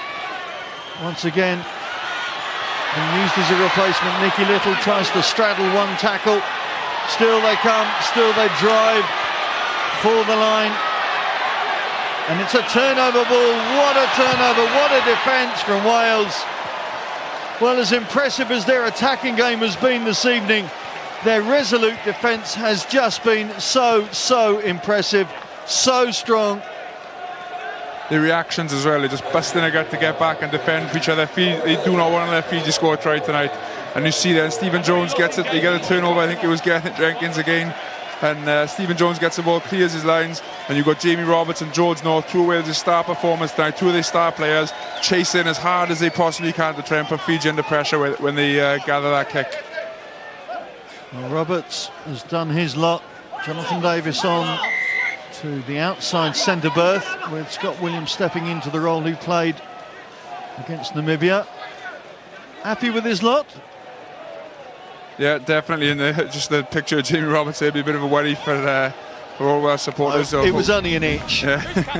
I think he might have had a stinger or something in the game. You can see there the hit he put in on Tagi Bao. It's a big hit that hopefully hasn't done any lasting damage. I'm sure it'll have to be a pretty big thing to keep him out. Again, the Fijian midfield trying to concoct the line to open up this Welsh defence. Again they drive, this time it's Nakarawa at the front, again the ball goes loose, and again it's a Welsh player so quick to react. On that occasion it's Paul James. I think Gethin Jenkins there got carried away with his try against Namibia. And you mean that try? That try, that amazing try. He got carried away there and he was trying to chip and chase in his own 22. He got a little it's not often we add the epithet to a try scored by a front rower, but I'm sure five players he beat, and there were sidesteps. I'm sure by the time he got back, it was the whole team plus half the stand. Definitely. In fairness to him, it was a wonderful, wonderful try. But there you could just see him laughing as well. I think he's got a bit carried away trying the left foot chip and chase, and he's missed the ball. So that's a bit more like it from a prop forward. It's normal services resumed. Seriously, it's so important to have Gethin Jenkins in your side, not only from the work he does in the tight, but defensively. He gets through so many tackles. Yeah, he's a colossus. He's a real leader. He's one of the quietest players in the Welsh team. But the way he plays the game, he's a true leader. He leads the way for his side. You've seen him tonight putting in loads of tackles, stealing the ball and making it difficult. But it's going to be very difficult for him to displace Paul James. As good as Gethin's been and as good a player as he is, Paul James has been excellent for Wales in the time that Gethin's been out as well. So it'll be interesting to see what Cornwall and Gatland goes with next week. Jenkins, of course, making his 12th appearance in the World Cup, seeking to become the second Wales player. Well, he is second Wales player now, behind Gareth Thomas, who of course had 14. I'm sure Mr. Thomas won't mind if Gethin Jenkins can break his record in this tournament.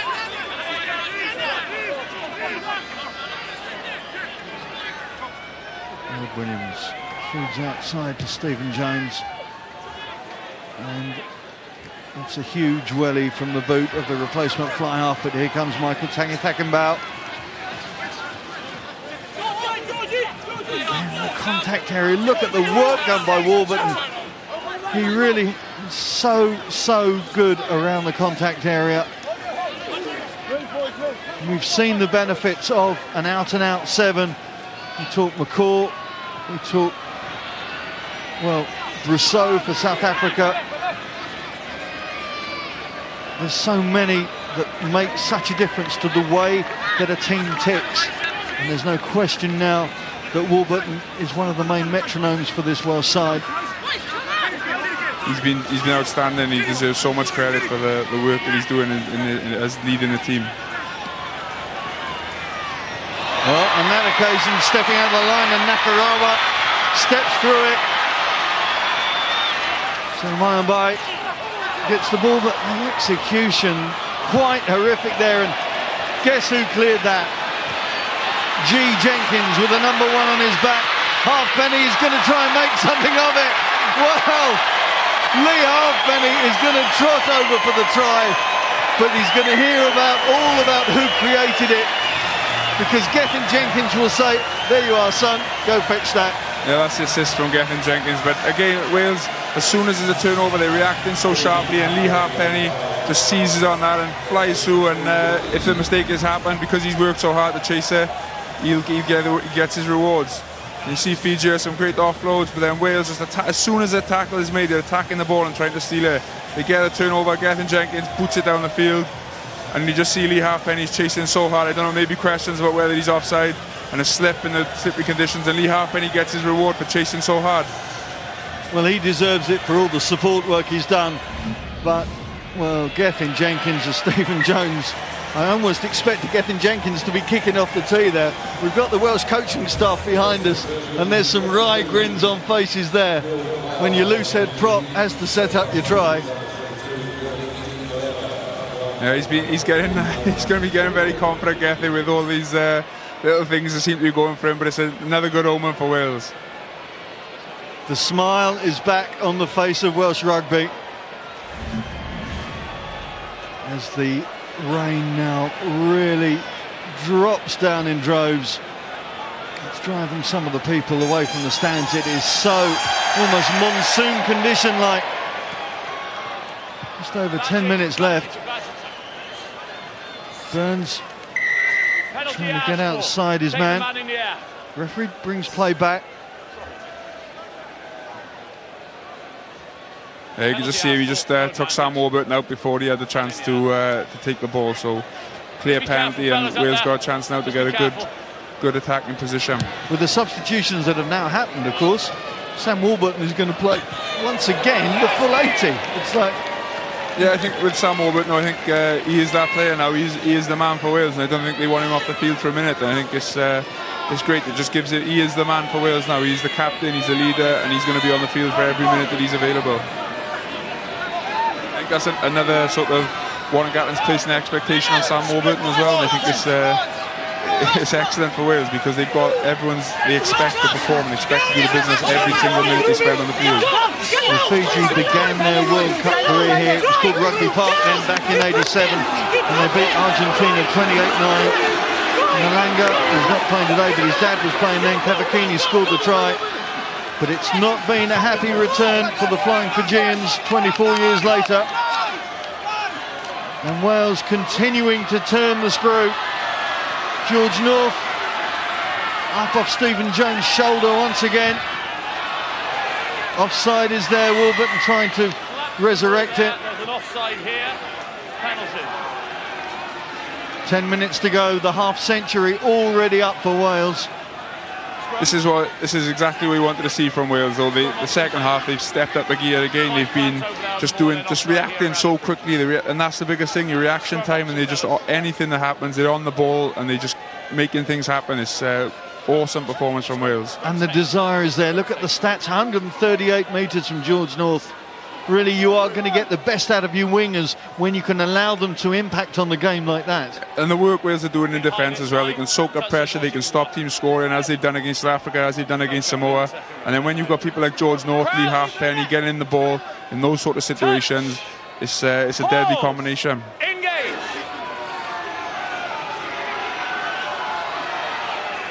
Andy Powell just having to bide his time, waiting for the whistle to go. And sure as eggs is eggs, they're going to go for another scrum. You see Kampezi Mafu now into the front row for Fiji. Yeah, and Wales are being very, very ruthless as well. They had a driving line out 10 or 50 metres out. They could have gone off the top as is 52-0. Just drove the line out, squeezing Fiji, squeezing, and now they've gone for a scrum.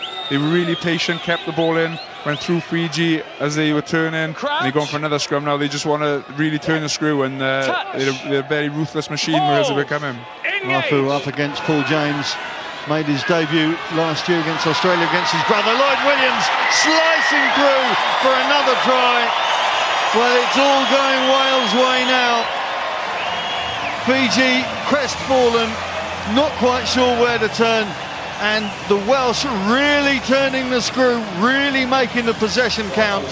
Yeah, Fiji had a good scrum that time. They put a bit of pressure on Wales. Wales tried to go through, the ball comes out, and great reactions by Lloyd Williams, and shows his pace and his quality, and goes over for another try. Can't fault Wales, and the players just look like they want to get back, they want to get the ball again, and they want to go back at the Fijians and try and get another try.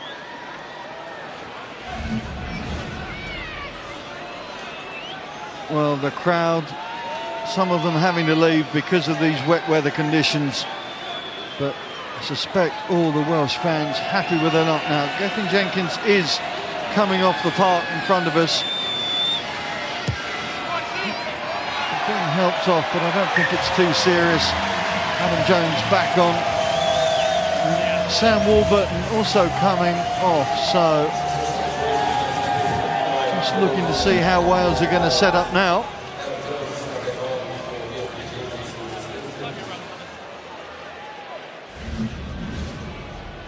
We shall see how that works once we get into scrum position, as it were. Fiji facing the indignity of being nilled in their last match of Rugby World Cup 2011. There's Kampezi Mafu, named of course after the great George David Kampezi. I suspect his parents somehow ignored the family genetics. Again, Wales quick to pick up the loose ball. Their appetite knows no bounds this evening. Halfpenny not getting a very favourable pass from Lee Byrne. I'm not sure if Wales have gone down to 14 men and taken Sam Warburton off. I'm just looking to see, because they didn't have anyone else left to come on today. There was nobody else to come on, so presumably they're just happy to take the risk for the last few minutes of this game, 5 minutes or so. There's Nganeva, the Fijian winger who scored those 4 tries in the first game against Namibia. Well, it's a training run in many ways, and often you do training runs with a man down in case of sin bin situation. And right now, that's what Wales are going to operate in for the last match of these pool games in Pool D.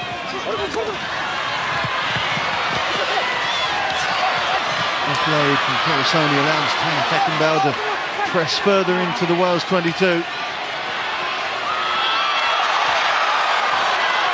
3 metres short now, the Fijians. Have they got the cool heads to be able to execute in this scenario? Mafu doesn't get over the game line.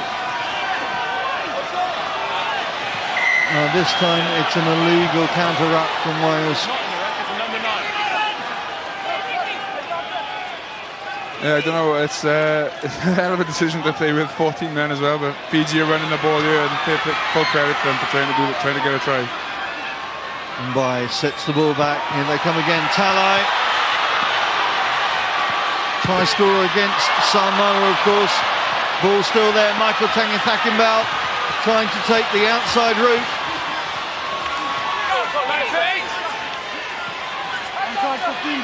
Nganeva sets it back to his skipper. Look at the red shirts there, flooding the contact area. Pardon the pun in this weather, but really not allowing Fiji to get quick ball away. And waiting for that sort of mistake. There it is, job done.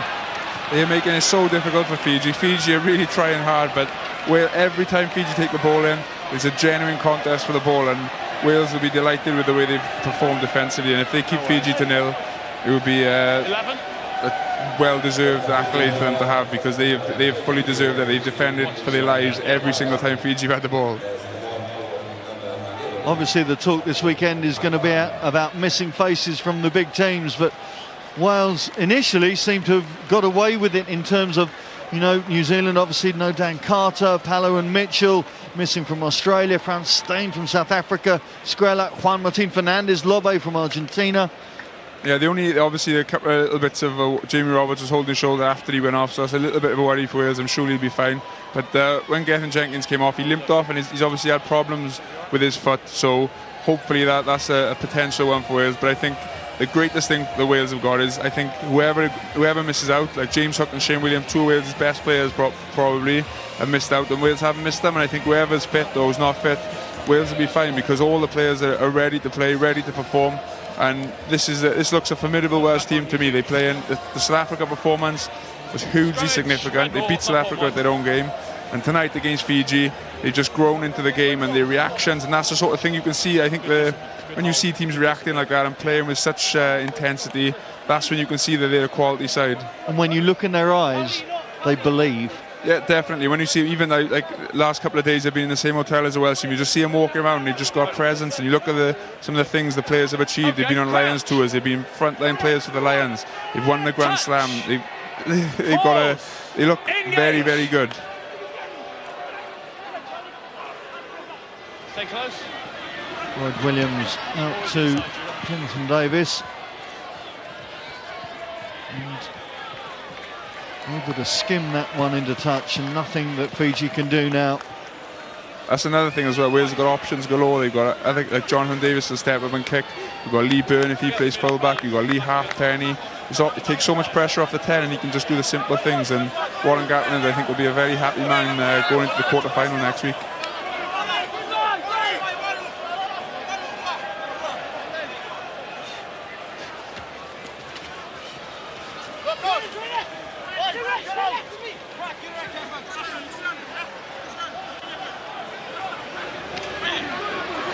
Maneva trying to breach the line. Mafu sets the ball back, and this is the speed that Fiji like to play, but yet again they lose the ball in the contact. It's been sloppy execution when they've gone into the tackle for Fiji. Yes, the weather hasn't helped, but it's allowed Wales to clear their line on so many occasions, particularly in this second half. The disappointment of this campaign is going to stay for the next 4 years for Fiji. Well, Wales know what that's about, don't they? George North picking up the ball, offloading it inside. Just hinted forward. The 4 years that Wales have had to wait since Nantes is now gone, isn't it? And now they can just build. Yeah, definitely. I think you just see here Stephen Jones a great kick, and George North, I think it's the first thing that hasn't come off for him perfectly tonight. He didn't quite get the offload away, but Wales have got, that's the thing with Wales now, is that you look at the teams who've been the best, and they've had real standout players who are superstar players who they can make a difference in those big games. And you look at Wales now, they've got Sam Warburton, young man, who's looking as good as anyone in the world. You've got George North, who looks sensational. And when you get those big players, they can turn the games, and they're the talisman for the team. And they look, those two, at such a young age, they look absolutely brilliant for Wales. Pause. Engage.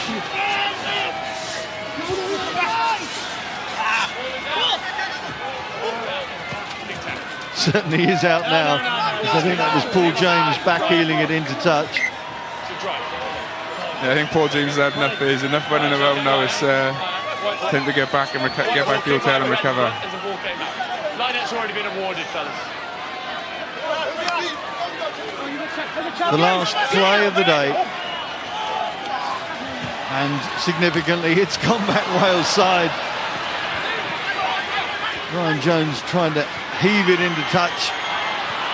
Fiji sending it wide, but unable to hold their depth and hold their line. The red snare in operation again. The ball is burgled by Scott Williams.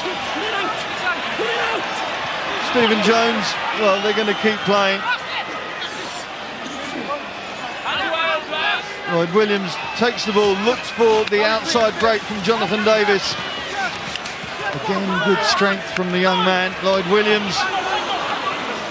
Trying to bulldoze his way through Nicky Little.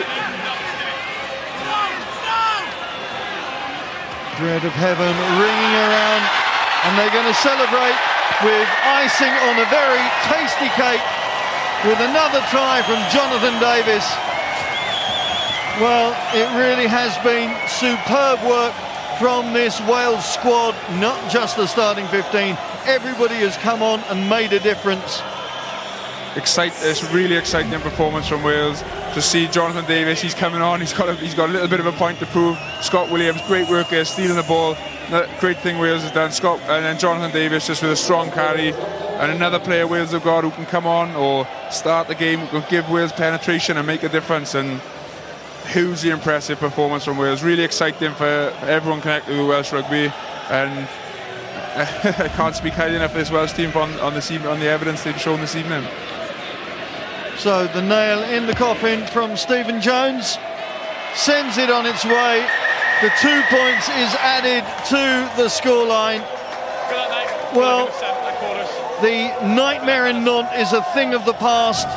Wales have run 9 tries through Fiji, 4 in the first half and 5 in the second. The Red Dragons are fired up and ready for the quarters. They'll face familiar foe in fine form, whoever they are. The final scoreline here at the Waikato Stadium. It's finished Wales 66, Fiji 0.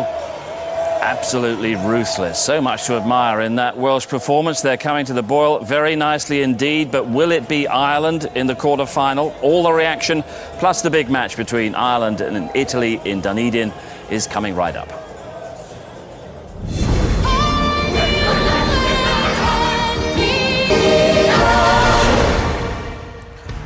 Revenge is so sweet, but this win against Fiji wasn't about 4 years ago. It was all about what this confident Welsh side might be capable of in the knockout stages of this World Cup. 66-0 they've beaten Fiji today.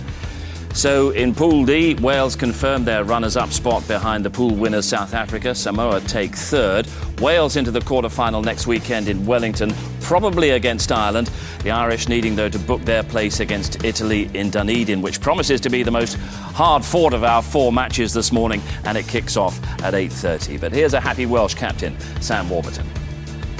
Sam, congratulations, Wales now quarter-final bound.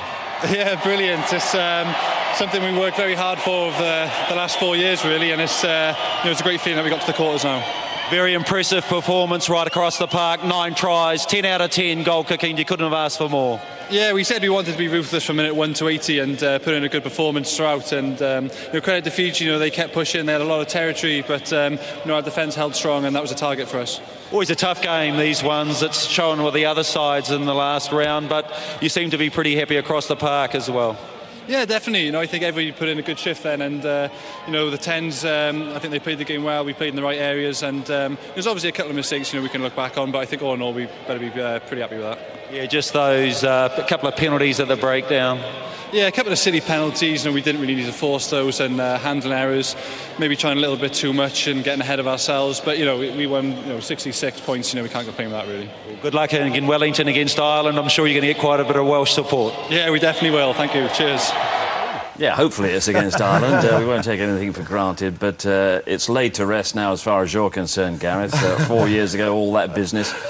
What happened to Fiji must have given you some satisfaction today, I'm sure. Massively. And to hear Sam talking there, they can't complain. Too right, they can't complain. I thought that was a really, really good performance. I don't know whether it was the fact they looked so hungry for success or they defended their line with pride. They gave everything. To have 66 points against Fiji is a great feat in itself, but to nil them, a team that's renowned for attacking, fancy flair rugby, I don't know which one is best. It's just a great day for Welsh rugby, and to go through to the quarterfinals and to probably play Italy now in the quarterfinals. Because it wasn't just commitment. It was 80 minutes of commitment in difficult conditions as well. It was tough conditions, but they played some great rugby. The offloads, and they look like a side that are really enjoying the rugby. There's huge confidence. Everyone wants to get on the ball, but they're doing the hard yards up front.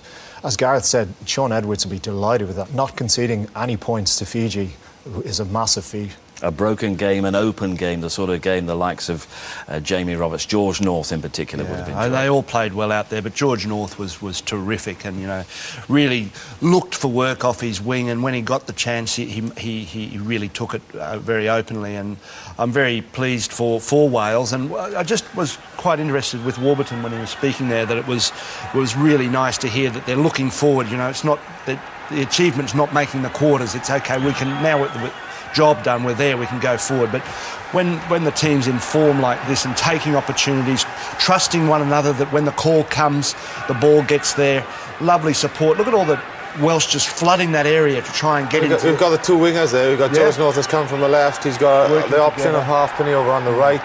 It's just they just want to get their hands on the ball, and the ball didn't really go to Lee Halfpenny's wing that much today, but he's a great player. But George North was today, that was a world-class display. It really, really was. Any winger in his heyday would have been proud of the way he performed. And a young guy like this is so enthusiastic, and that enthusiasm rubs off on the other team. But look at the number of Welsh guys there. Anyone could have scored that try, and he was so unselfishly give it to Jamie Roberts to cross the line. Shows that they trusted in the team. It's not the person who scores the try; it's the people that create it for the team. We know he's good now, but how good do you think he's going to be in years to come? I think he's going to be one of the greats. I think he's got an all-round game. He's a big man, and he's got power, pace, and he's got skill level. We could see in one of his tries there was 3 Fijians around him, and he managed to get the offload. He's certainly a player for the future. 8 tries in 11 tests so far for Wales. Sam Warburton, we talked about his captaincy before the match. His contribution on the field, perhaps, is the most important element of his captaincy. I think that's where he leads. He's not so much a talker. I think he's a guy who leads with actions, and I think today some of the turnovers, some of the doggedness he showed some great speed today and some great skill with the ball. And he's kind of, he's laying down a marker in the sand and saying to the guys, you know what, guys, we're going to go forward, but follow me. I'm going to take us forward. And I think his attitude as a player today, I think, just typified the way that Wales played. I thought he was through there. I thought he was going to get there. Phillips taking that pass. This is what I like here. Look at the pace and the effort that he goes, I'm going to get that ball. Fijians were all around it. In there, I'm going to make that mine. Very, very dogged attitude. Anything on the ball, any scraps, like a great number 7, he wants to be the first there, he wants to win it. Yeah, it's a competition full of great number 7s, open side flankers, but he's up there right among the best. Yeah, I'd love to see a competition between him and McCaw. I think that would be a great... Two very good modern-day flankers going at it. Yeah. Might just happen. Fingers crossed. Warren Gatland, we've heard from the captain, let's hear from the coach. Quarter-final bound, you must be thrilled. Yeah, pleased. That was the target. Coming here, we knew we were in a really, really tough group, and so the first sort of goal was to, try and win a few games in this group and make the quarter-final. So we've achieved that, and just one game at a time now. But the side actually fronted right across the park tonight. A very balanced display from the Welsh. Yeah, I think beforehand we just, we've worked really hard on the off-season. We just said, we're too fit, we're too big, we're too powerful, and hopefully too smart. So, and we wanted to be ruthless tonight, and really proud of tough conditions. But I thought the boys went out there and really gave, really good, as you say, really good balanced performance. Hard to be picky, 9 tries, 10 out of 10 goal kicking. Good luck for your quarter-final. Thank you, Matthew. And the confidence absolutely flooding through the squad. The one thing you were nervous about at half-time, Gareth, you wanted them to shut up shop, bring the changes, protect that squad. Ultimately, are you glad they didn't? Yeah, I am glad, but I just, I think there's bigger things for this team. And, we keep talking about the minnow teams not having enough time to relax and time to recover. And, Fiji, Samoa, and maybe they've been physical games. I just hope that physically it doesn't take out of the boys. I know they're ultra fit, but when you see Jamie Roberts coming off Gethin Jenkins just with little knocks, then them little knocks sometimes affect the game. And I just hope that that doesn't come into the game. But yeah, man for man, they did themselves and everybody proud. And they've come through the most physical group of all, and they've showed their mobility and their pace as well. Definitely. Playing against South Africa, Samoa and Fiji, 3 very tough physical sides, and they've shown that they can handle it up front, and then even the backs out wide, like guys like Lee Halfpenny getting stuck in there out in the wide channels against the big Fijians. His defence was very good. I think they've got an all-round game. They don't look like they've got any weakness. They look like very comfortable on the ball, got good set piece, and they're all looking to play with the ball in hand. The only weakness I can see in all their pool games so far was in the first game against South Africa, where I don't think they believed enough in themselves. But since then, I think they've grown in confidence, and I do think now that they have got that belief that they can go a lot further. Yeah, the belief is there. I know Gervin's a wee bit superstitious, so I'll ask you, if it is Ireland, which way's that one going to go? Well, I don't want to sit too close to